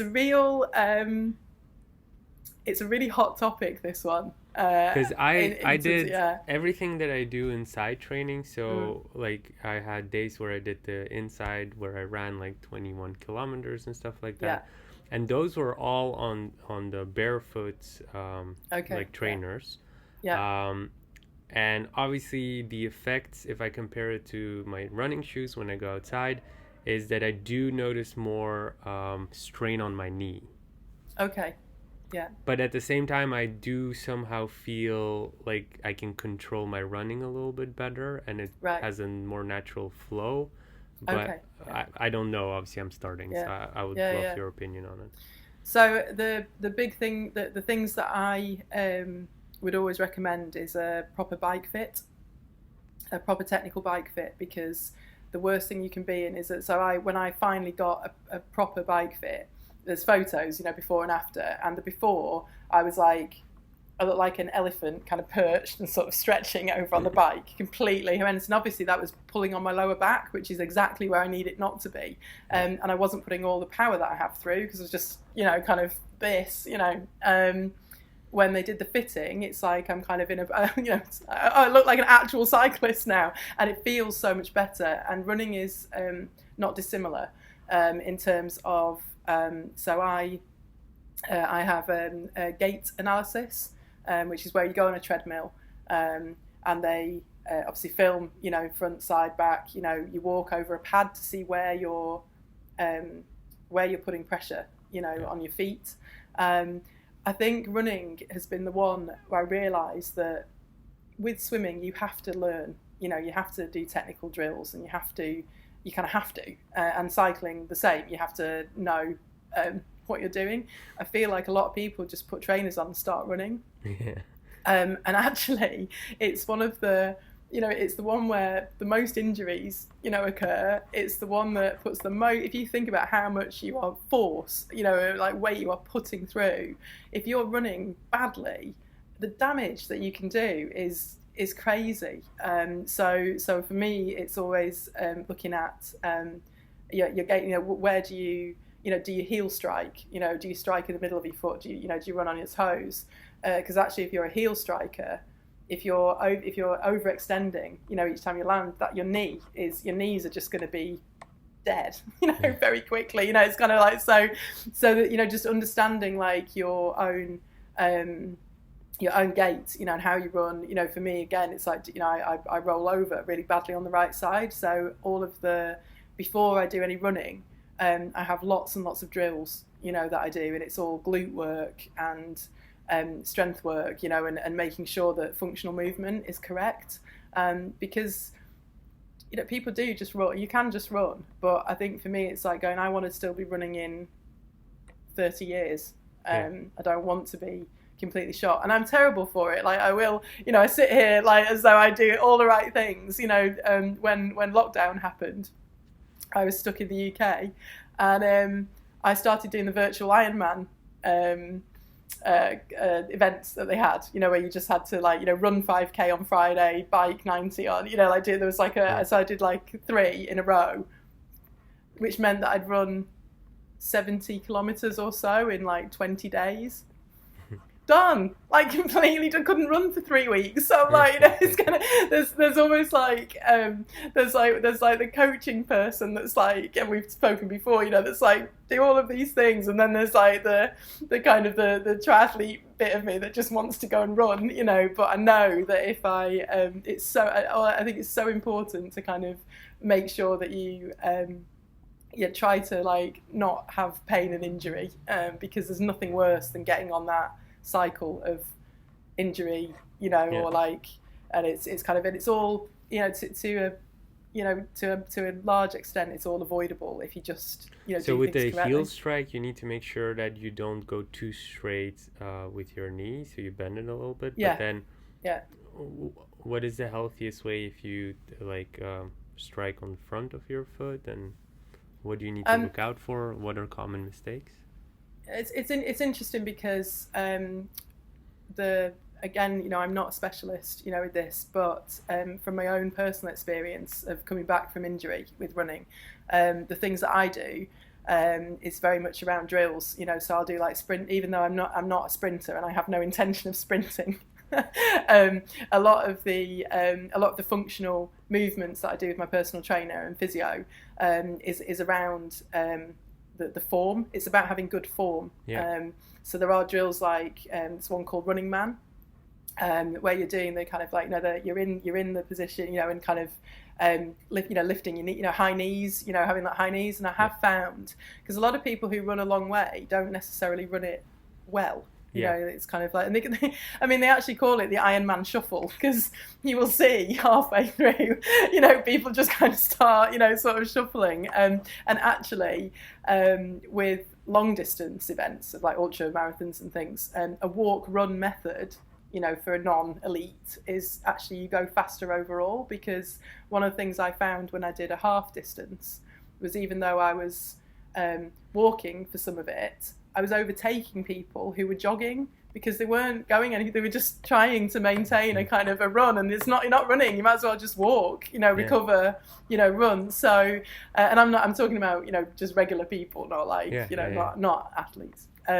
So I think I've certainly found that doing sprint drills and, strength work, and all of that, is when I then do go and run, I can really feel the difference, and I feel like I'm actually, I used to do things like run, like this, because I'd seen somebody, just like my PT just used to run like that, and it's like your whole core is like out of, so it's like you need to run like that, kind of keep, so, and being forward, so actually you've got, that kind of like forward motion helping you, whereas I was kind of like almost sitting back like I was on a bike, kind of running. So and it's funny when you kind of get when you start to see people running, and you kind of you go like, oh, they're running really well, or you're going, that's terrible, like they're gonna, so and of course everybody's different, but I think there's some principles and some some methods that are worth investing, and even simple things, proper warm up,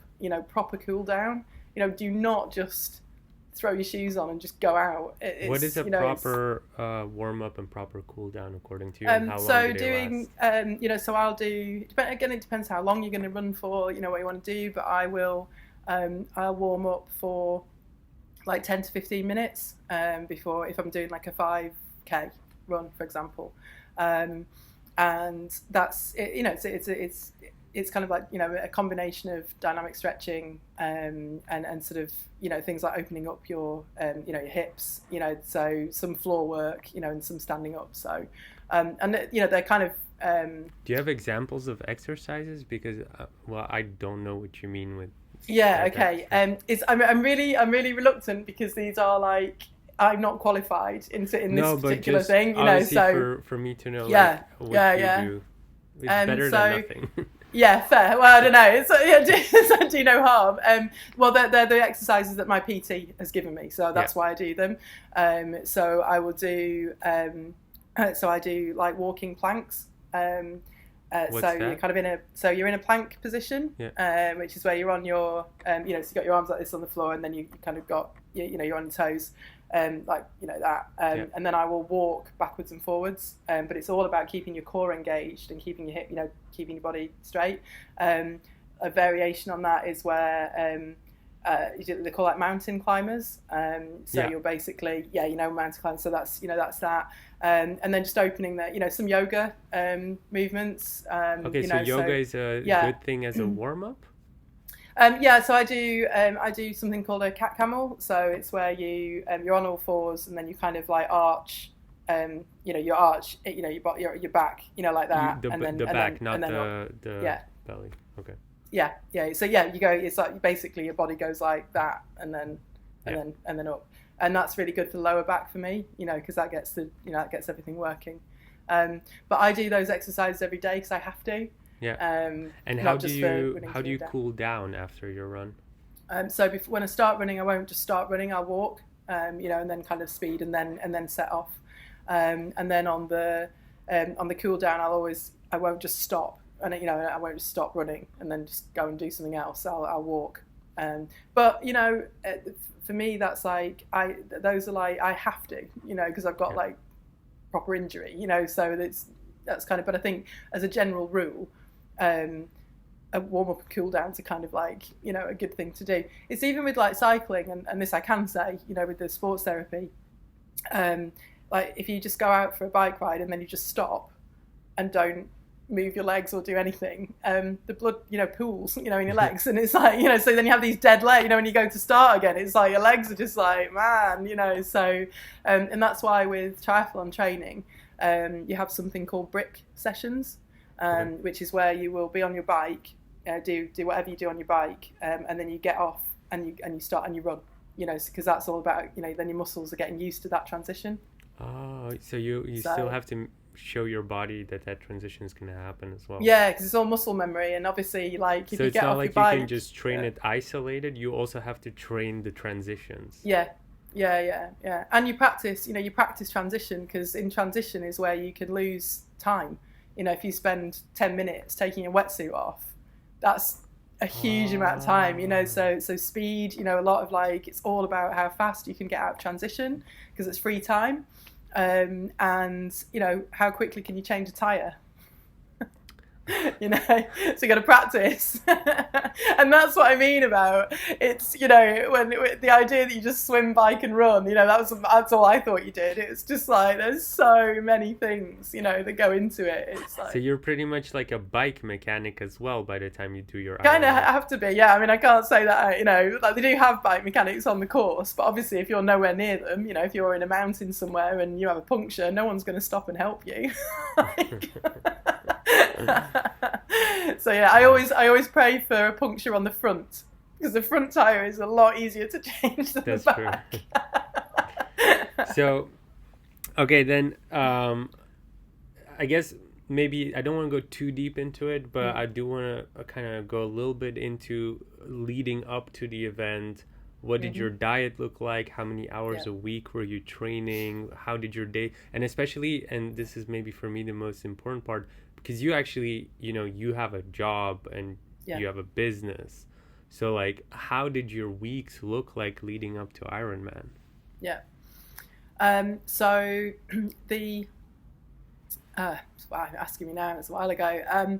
So in terms of food, nutrition and hydration, that was a big focus, obviously, because you're practicing race nutrition as well. In the weeks in the build up, you're starting to really put much more load, and intensity into the training. And then obviously in the kind of the sort of week 10 days leading up to the event, you start to take that intensity down, so you've got time to recover, ready for race day.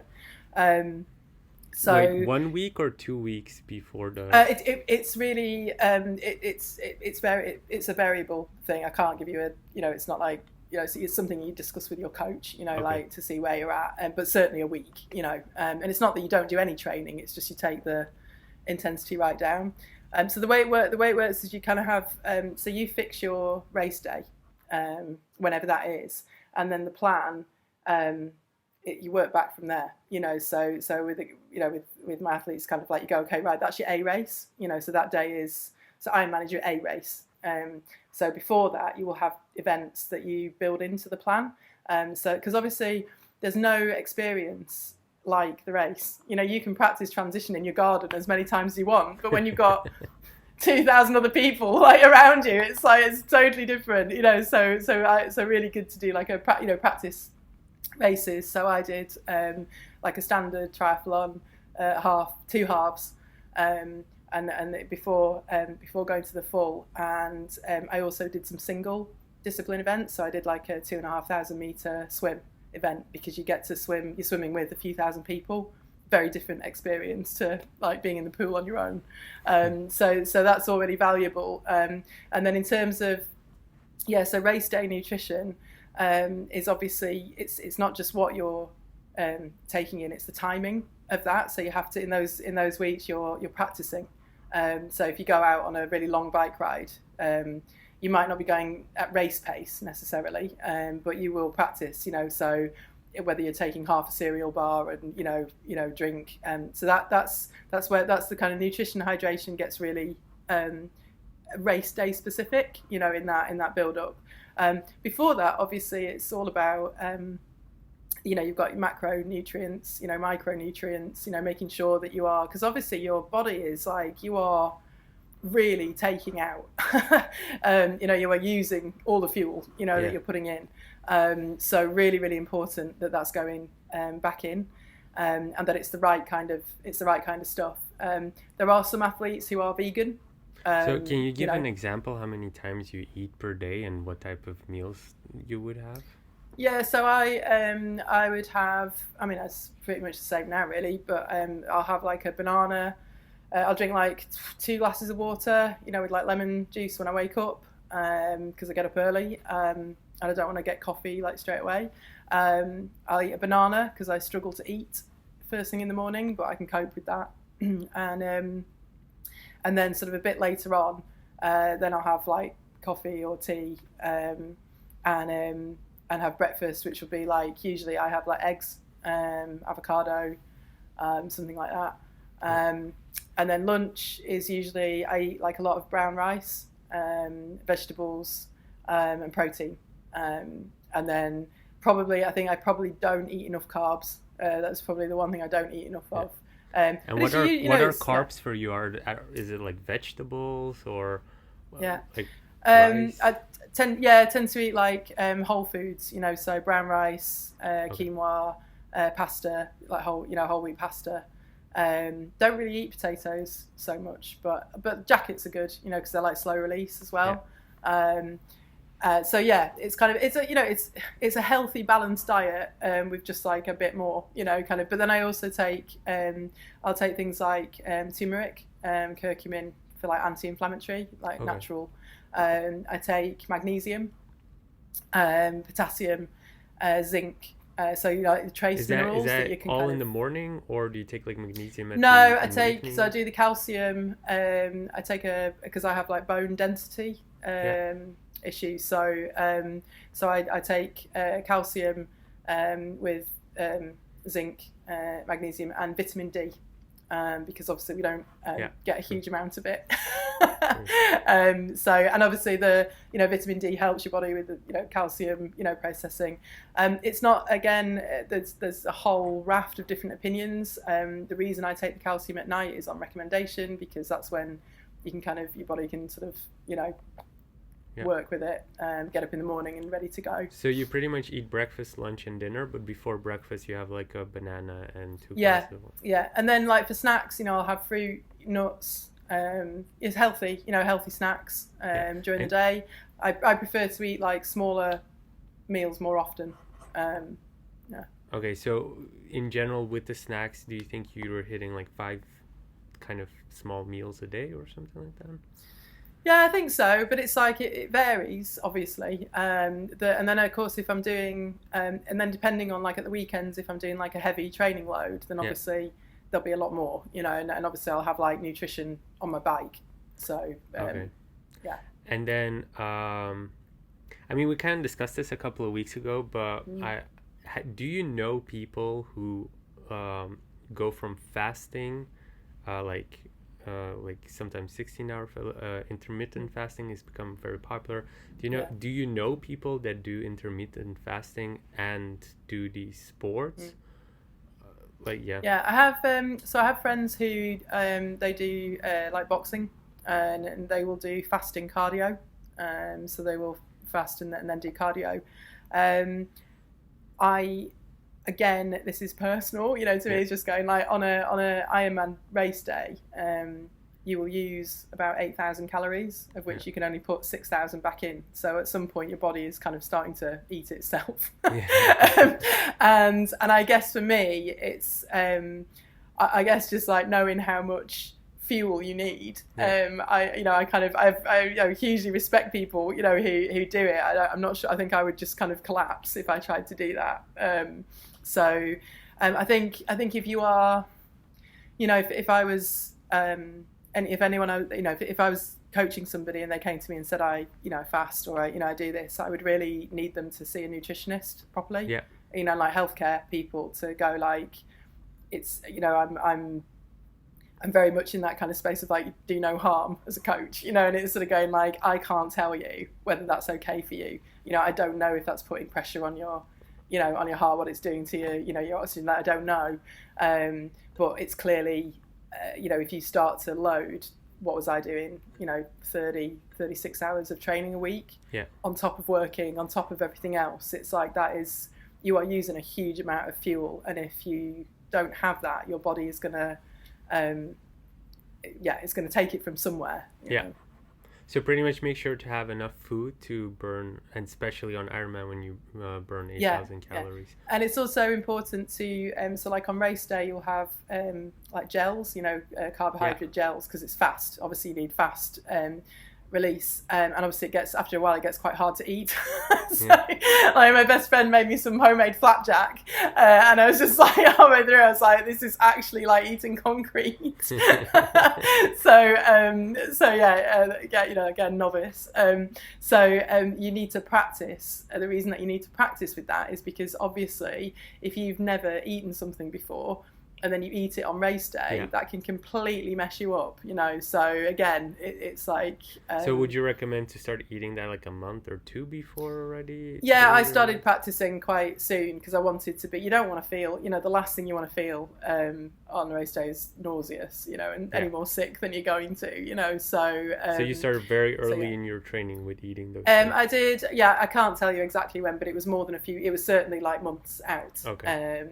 Because that's what, again, because I was practicing, you're still trying to find when do you need to eat. There's obviously like guidelines, but everybody's slightly, slightly different. And things like, I would have like electrolytes in one bottle of water, and then just normal water in the other, and it's kind of like, because I found that my hands were swelling up when I was going for a very long time. And that's because I was basically, I was drinking so much water, I was kind of diluting all the kind of, you're losing salt, aren't you, when you're sweating.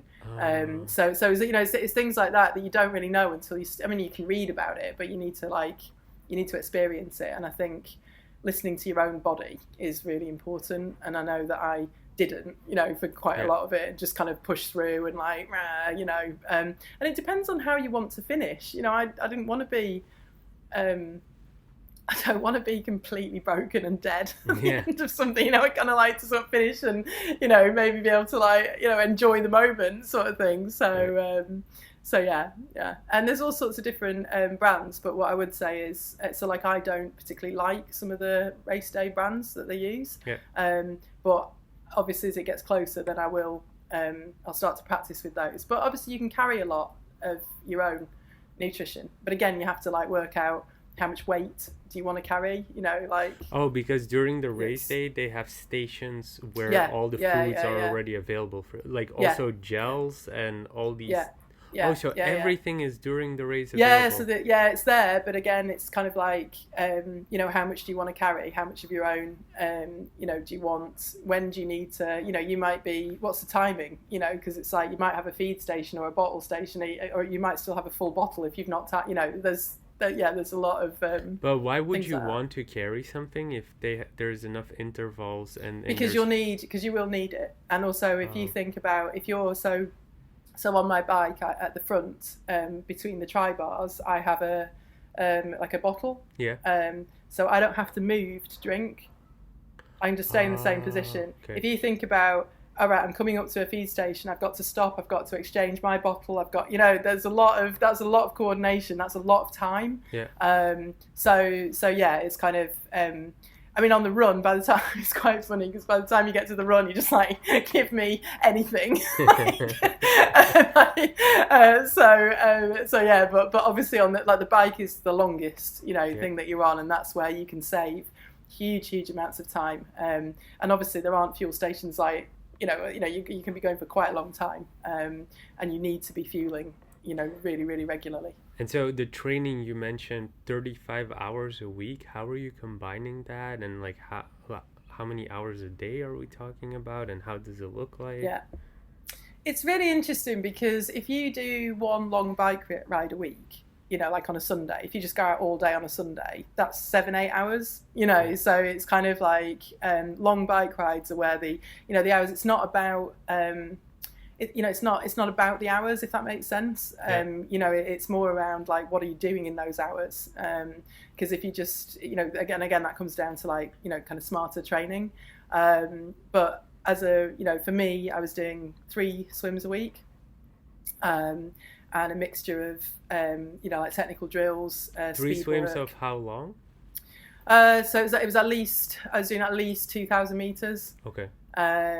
And then like I'd do one long swim, you know, a week, like much, you know, because obviously What's a long swim? I was doing like 3,500 meters. Okay. Not all the way through, obviously, you know, as you get closer, and then because obviously you need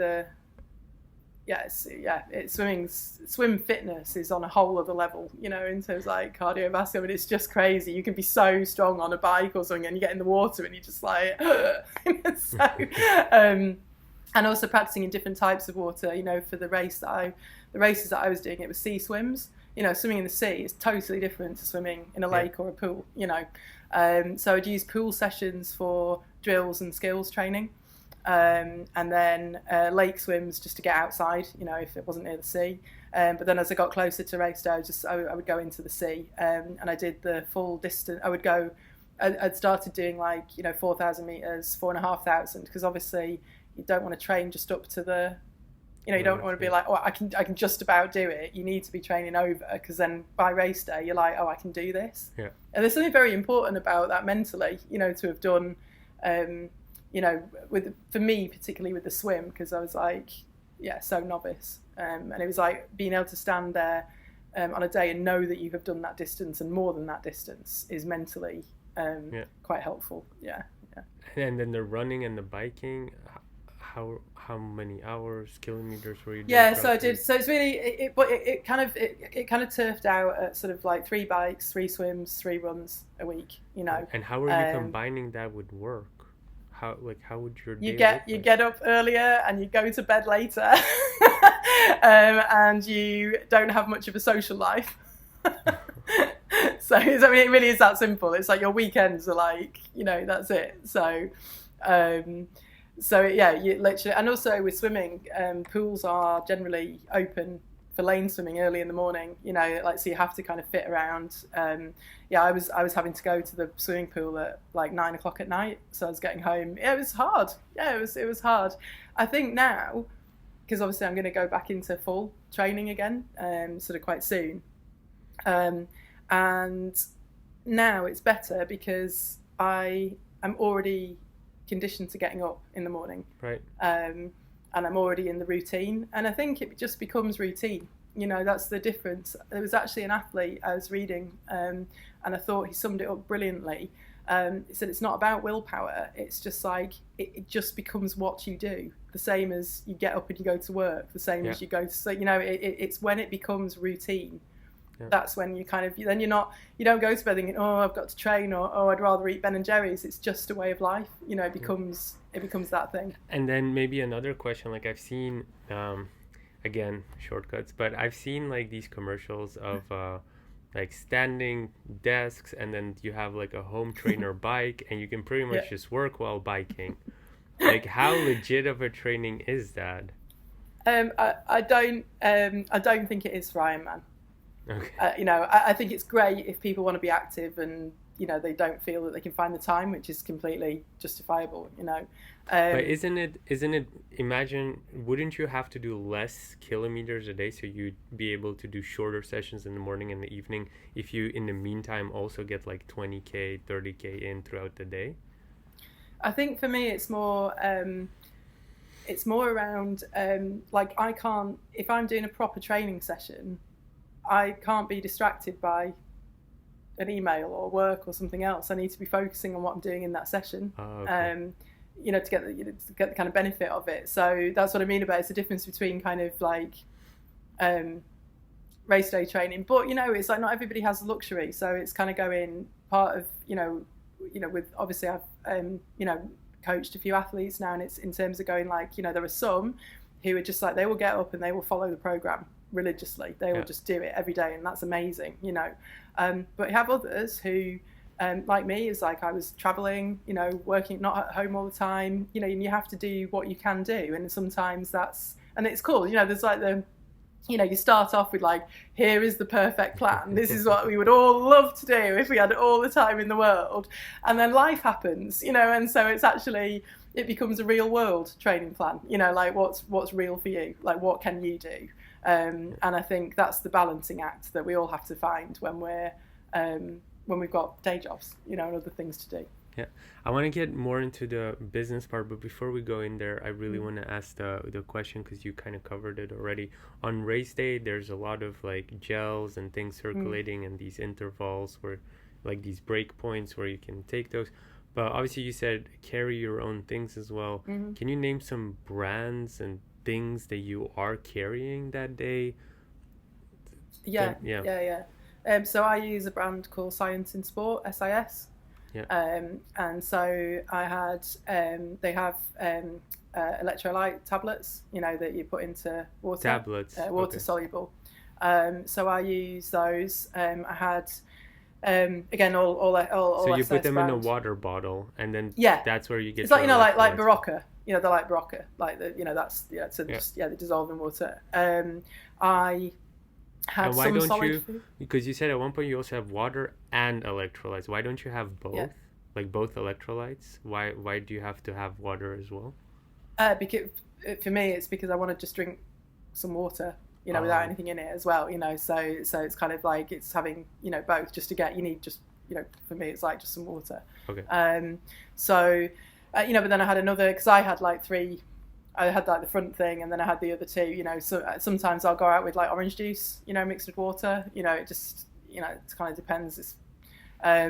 So on race day I had, I think I was carrying like 1.5 litres or something. So I had the, I had the kind of front, which was just water, and then I had the electrolytes. The one, the magic water is the one with the caffeine gel in it, which is the, like, for the last, when you get to like if I'm doing like a long bike ride, or like like a big hill climb or something, sort of about the last 15k, when it gets really hard, I'll just start like caffeine gel, and that's just like, it's like rocket fuel. So I didn't drink coffee actually in the few months leading up to the event, because if you take all the caffeine out of your system, if you then have it on race, it's like rocket fuel, so so I like the caffeine gels are like that's your special treat, like if you get there.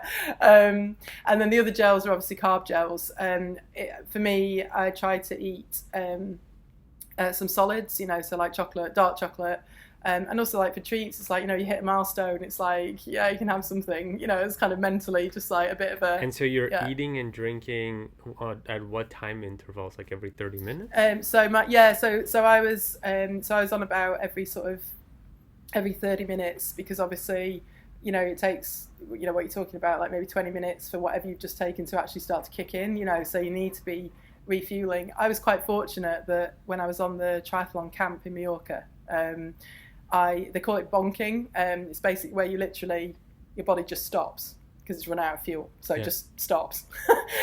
So I was quite lucky to experience it, because you genuinely, I was like going up a hill, I hadn't taken on enough nutrition, and I just stopped. Like, and that was it. My body just stopped, wouldn't move, wouldn't go any further. So so the timing of what you're taking, so I had, for race day, I had it written down, you know, like, and I had it on my on the kind of like stem of my bike, so I knew, like, just to remind myself, you know, drink now, eat now, you know, and I did it by time rather than distance. Okay, so pretty much, in order to establish when to eat and when to drink, you do recommend to go on such a camp and experience kind of everything. The training camp was absolutely life-changing for me. It's kind of where I fell in love with it, because all of a sudden it made sense. It was like, you know, here's a community, here's a tribe of people who are all, you know, as crazy as I am, like doing this thing. And you learn, you know, because you're working with super experienced coaches who are Can I ask how much athletes. a training camp like that, how long it is and how much it costs? Yeah, so they got to try camps are a week long, and you know, you kind of swim, you know, you swim, cycle and run, you know, every day. So they're very intense, you know, compared to your normal training week. It's like a peak week of training. So the week after, you know, you take your training down. But what they do is they analyze all of your, you know, your swimming, film you, you know, so you come off the back of that week, you know, your fitness is, you know, high, and you've also learnt a huge amount. So and they're about it's about, I don't know, like, so I'm trying to think in euros. It's maybe like 700-800 euros. Oh, okay. So you know, so crazy, but I think it's money well spent, and that's, you know, that's like, you know, hotel, spa. I mean, it's, you know, it's a holiday. You know, it's like a holiday camp basically. You know, but you really come away feeling like you've learned a huge amount. You know, I learned more in those weeks than I would have learned in like 3 months just doing it myself. Right. Cool. Okay. So that's pretty much wrapping up the triathlon experience. Thank goodness, because I'm exhausted. Sorry, it was really interesting.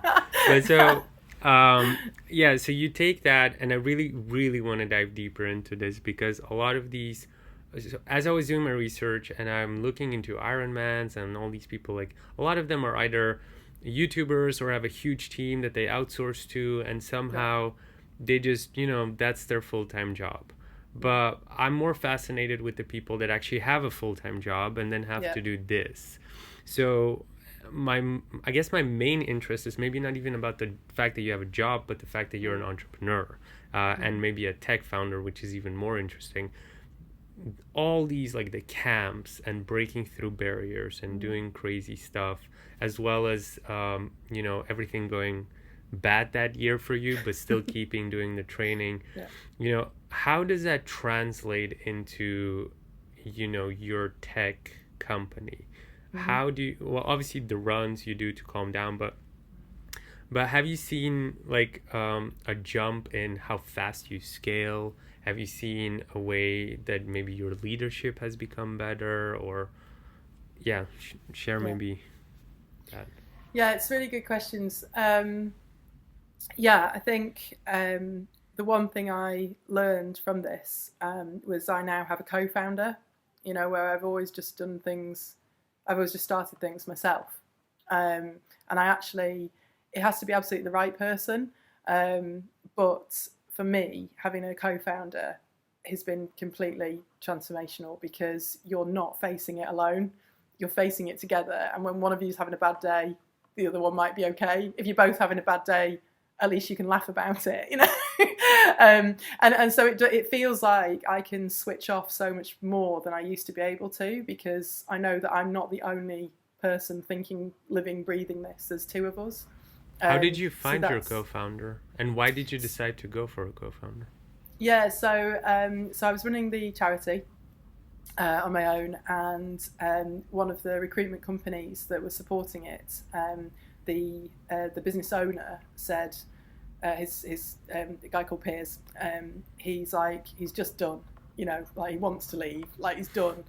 But he said he is the best right-hand man you will ever find. So he's like, if there's anything that he could do, you know, like to come and work with you and have a look, like he's around. So Piers came to me as a volunteer, but what he brought was, so I'm like, you know, kind of like founder, whizzy, everything, you know, burn out, blow up, you know, kind of thing. And Piers just had this calm, methodical, interrogative, you know, sort of analytical, you know, brain. And he took all of what I was trying to do, and because he had like 10 years of experience in recruitment, was able to convert what I wanted to do into an actual process that would work, you know, correctly. So it was that's how we met. And then I just asked him to come and work with me, you know, with the charity, because I was like, I need your help. So he came and did that, and then we decided to, once obviously we built this process, we realised that actually that was the beginnings of a business, because there's the problem with charity is you are relying on voluntary donations and goodwill, and all you can really give someone is a nice feeling. It's not it's quite difficult. And also, it sounds awful to say, but charity is a competitive environment. Young people unfortunately do not pull at the heartstrings in the same way that children or animals do. They just don't. And actually I didn't see young people as charity. I'd see them as incredible humans who we adults kind of need to do better with and for. So Piers and I decided to obviously still have the charity because that serves a purpose, but we decided to set up a company, social impact business, to actually build and scale the process that we had proved had worked. So we did a whole kind of year of discovery. So can you explain what you guys do exactly with the business? Yeah, so we're building a platform to connect young people with employers who wouldn't normally be considered, or even get through. Well, they wouldn't even get past a CV, algorithm, because it would just kick them out. Yeah. The problem with young people is they don't have a CV because they don't have any experience. Mm-hmm. It's like, it's that chicken and egg. How do you get experience if you don't have a job? It's crazy. Yeah. But there are a huge amount of great jobs in industries like tech, which is huge. It kind of underpins, most other industries, doesn't it now?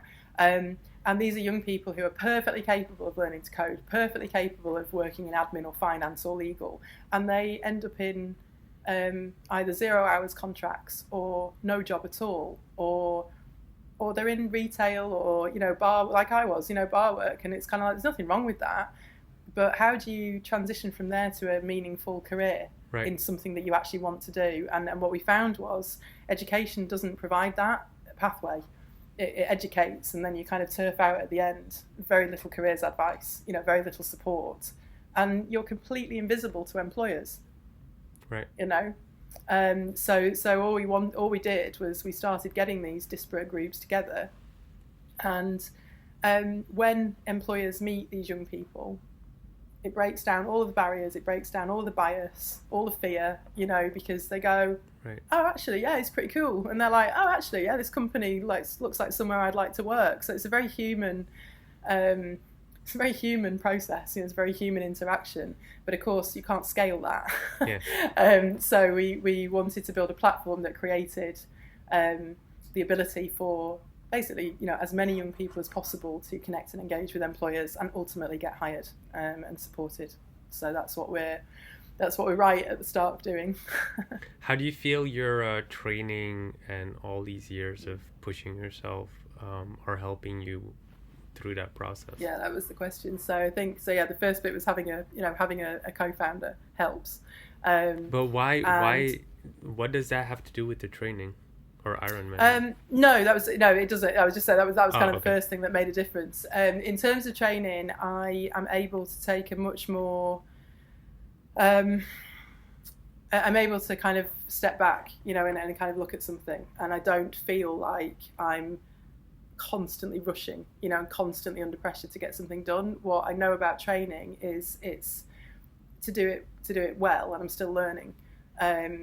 you have to be consistent. You know, you have to be consistent, and you can't just go and do 100 kilometers, you know, and then nothing, you know. And it's the same with business. It's like, I think part of the issue, I always had, I worked with a lot of musicians, you know, who wanted to get into music, and I always said the Red Hot Chili Peppers were 5 albums in before they broke out of California.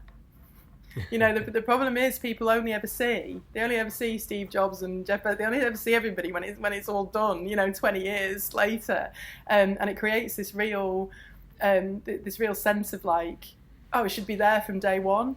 When you realise that that's complete nonsense, and when you realise that to actually get to that finish line, or even get to the start line, you know, of running a successful company, it's grind, you know, it's daily. You get up and you do the work, you know, and you keep doing the work. And I think that's what it's taught me, is it means that I take I always overestimate what I can do in a day, you know, completely underestimate what I can achieve in a year, you know. And it's kind of like actually things like 12-week planning, which is kind of like with training, you know, like 12-week plans, but also applying that in the business, you know. So we'll work in 12-week how do you apply that into business? So we're, rather than looking at a 12-month plan, which is kind of like anything can, I mean, look at this year, you know, if you had a 12-month plan for this year, you'd be like, what just happened? Whereas we work in 3-month blocks, you know, and then you're looking at what you're delivering, you know, in that time, and you work, you know, you kind of work, your work is a lot more focused, because you know that you can't deliver on this until you've done that, you know. I mean, this is agile project management like 101. It's just I didn't know that, you know. I kind of learnt it, you know, a different way through training, but kind of working in those bursts. But most importantly, taking time off. You know, that if you just keep pushing and keep pushing in business, life, or training, you will fall over at some point, because we all have a break point. And for me, is going, if you actually create a much healthier balance, where you actually do switch off and go for a walk, or go for a run, or cycle, what I'm finding is my work is better, because I actually have the time to process and think, rather than sitting, you know, phone calls, emails. I mean, the distractions, LinkedIn, I mean, it's endless, isn't it? Just absolutely endless. Trello, Slack, I'm like, I can't take any more apps right now. I'm just like, you know, constant communication from all angles. And now with, like, you know, obviously Zoom, all of it, it's relentless. And our brains are not cognitively built for this. We need downtime. And all I can really tell you is I've done it the wrong way, where I haven't taken that time. I've pushed my body and my mind to breaking point, and I've paid for that. Now I'm trying to do it the right way. And I do see the difference, you know, I do see the difference. And I think the quality of my work is much better. You know, there might be less noise, but what I actually deliver is much better. And ultimately, because of what I'm working for, you know, why I do what I do, it's really important to me not to burn out and fall over, because that's not helping anybody. So that's kind of, yeah, that's how it's helped me. And also switching off, you know, I won't sit at my desk for 15 hours because I've got a 3-hour bike ride I need to go and do. That's a good one. But it actually leads really well into some of the last questions that I have. So we have a segment that we started introducing into the podcast called the Crash and Burn segment. It's pretty much, you describe your biggest failures, and also the biggest failures you didn't expect, and what you kind of learned from that.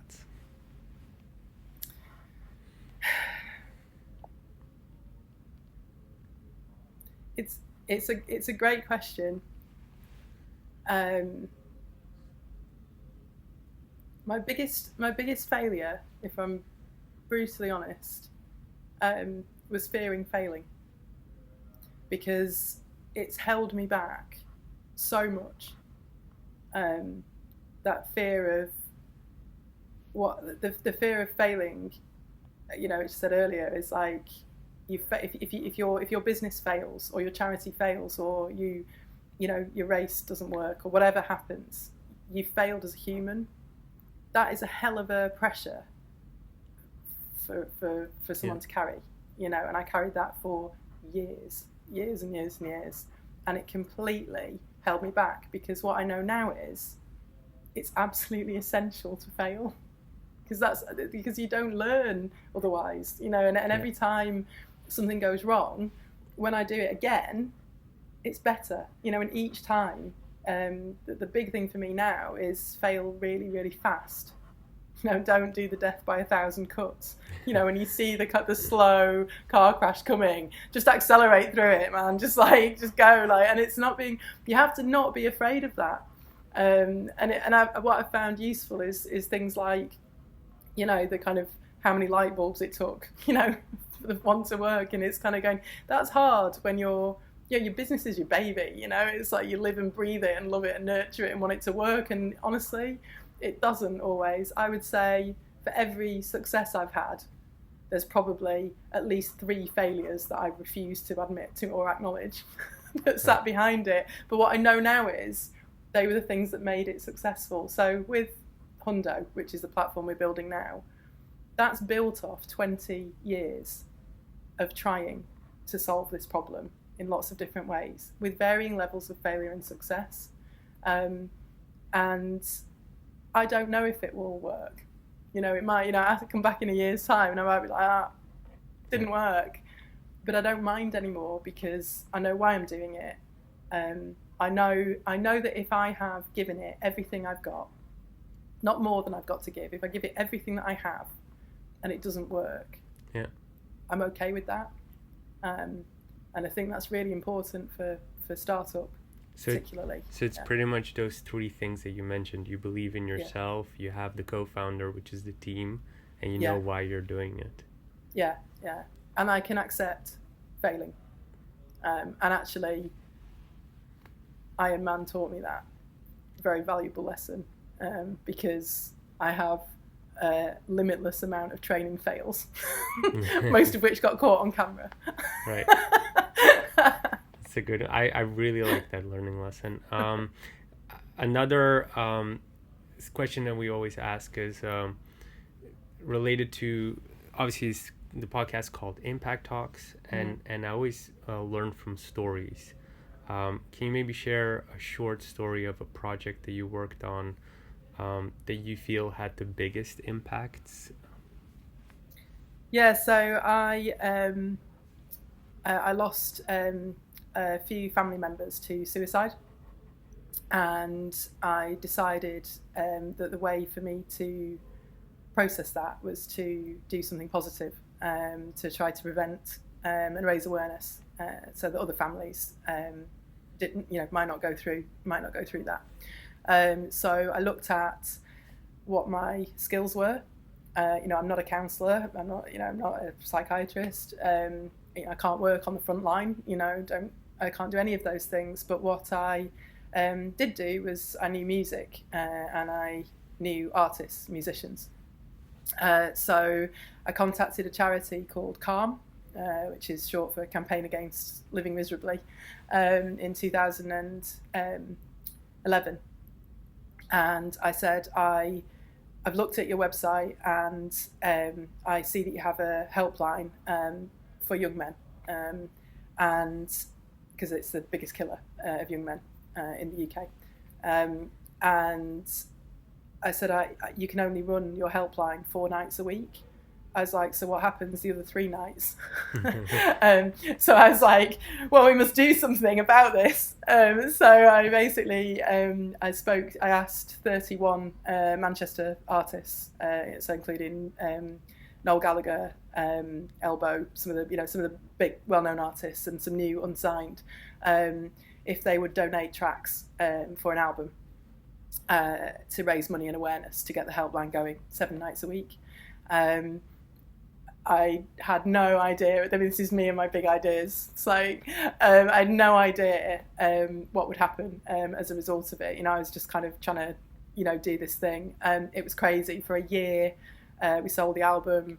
We got like JC Deco gave us like £750,000 worth of free billboard advertising. Continued to support Calm after that. The helpline went 7 nights a week that year, and it still is 7 nights. So it runs now, and Calm's donations tripled year on year, and the album was the only thing that had been done differently.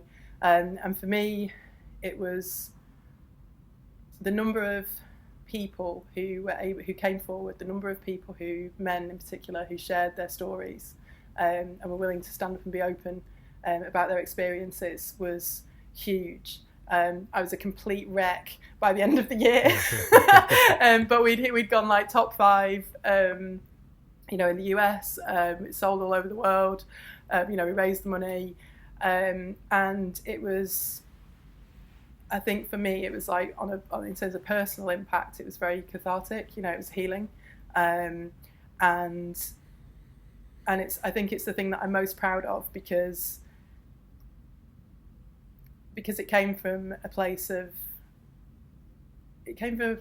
wanting to do something that actually might just save lives. And I don't know how to save people's lives I'm not a medic, Yeah. But I feel like we can all do something. We can all do something. And it might not feel like, I put out an album of music, it's not earth shattering. But what it achieved and what it meant, and what it continues to mean, that's huge. And that's why it's my proudest moment. Yeah, I think it also shows kind of, if we're looking back at how we started this conversation and how you started your journey in your career, I think it also kind of shows how mentally strong you are. Because, you go and do Ironman, but I think that's just more of a symptom, because now you do this and suddenly, it goes from 4 days to 7 days. And, you could say, oh, you did Ironman, so this, but to me, it almost sounds like if you set your mind to it and you just are willing to go through the grind and, you have those 3 things in place that you mentioned, then know your why and everything. You just and the Ironman, because of that, and because of all of the other events and things that people did around that, we were able to support over 1,000 young people into work.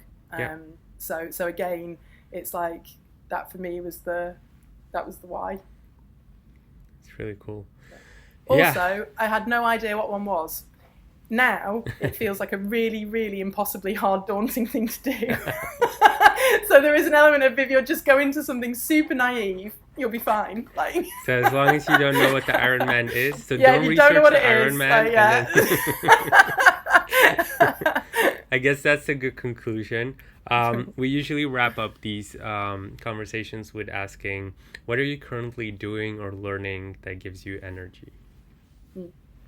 So I am doing a Thai massage course called Nuad Boran. It's a UNESCO recognised kind of treatment, and I'm really interested. I find it like, even when I do like sports therapy, it's like I just find it completely zens me out, because I'm totally focused on what that person needs and what they're doing, and I just forget about all my stuff. So yeah. Cool. And then last question then, from the audience, do you read any books, and are you reading something interesting right now? Can you recommend something from your past? Yeah, I'm actually reading the Bullet Journal, which is this guy with ADD who created his own system, pen and paper, and it's totally fascinating. Yeah, really fascinating. So I recommend that, the Bullet Journal. And I read a lot, but one of the things I love is Japanese culture, and I'm reading about, hope I don't say it wrong, is Ikigai. So that's kind of, but just generally anything to do with like Japanese culture, I find their whole, the kind of like ue, like going with the flow, like all of that stuff, I think is, really incredible. So what was it called again?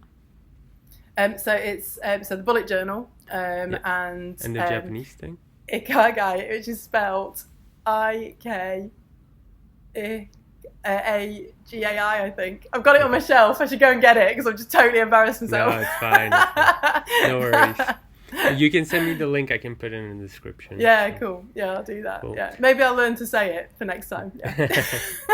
But I think that's a really nice way to wrap up. I learned a lot from what drives you, how you got there, but also I think the most valuable lesson for me was definitely how you translate that into business, and kind of how you get there, which is like, for me, those three things really stand out: the why that gets you off the couch, and then also the community behind it, the support, and yeah. So I loved it. Thank you so much for coming on. Any last things you want to mention? Say something. Red carpets rolled out for you. No, just no. I think I've talked enough. Great. Where can people reach you if they want to connect or do some projects? So LinkedIn, Esther Callahan. And my email is esther@ironmans.com. So either of those, yeah. Perfect. Thank you so much for coming on. No worries. And with that, we are wrapping up. Thank you. Great. Take care. If you liked this episode, you can check out our most recent one here. And if you haven't already, make sure you click here to subscribe and see the next one. But if you're interested in more tips and tricks, then make sure to join our Facebook group where you can find thousands of like-minded people and you get direct access and support to any business question from the entire startup funding event team.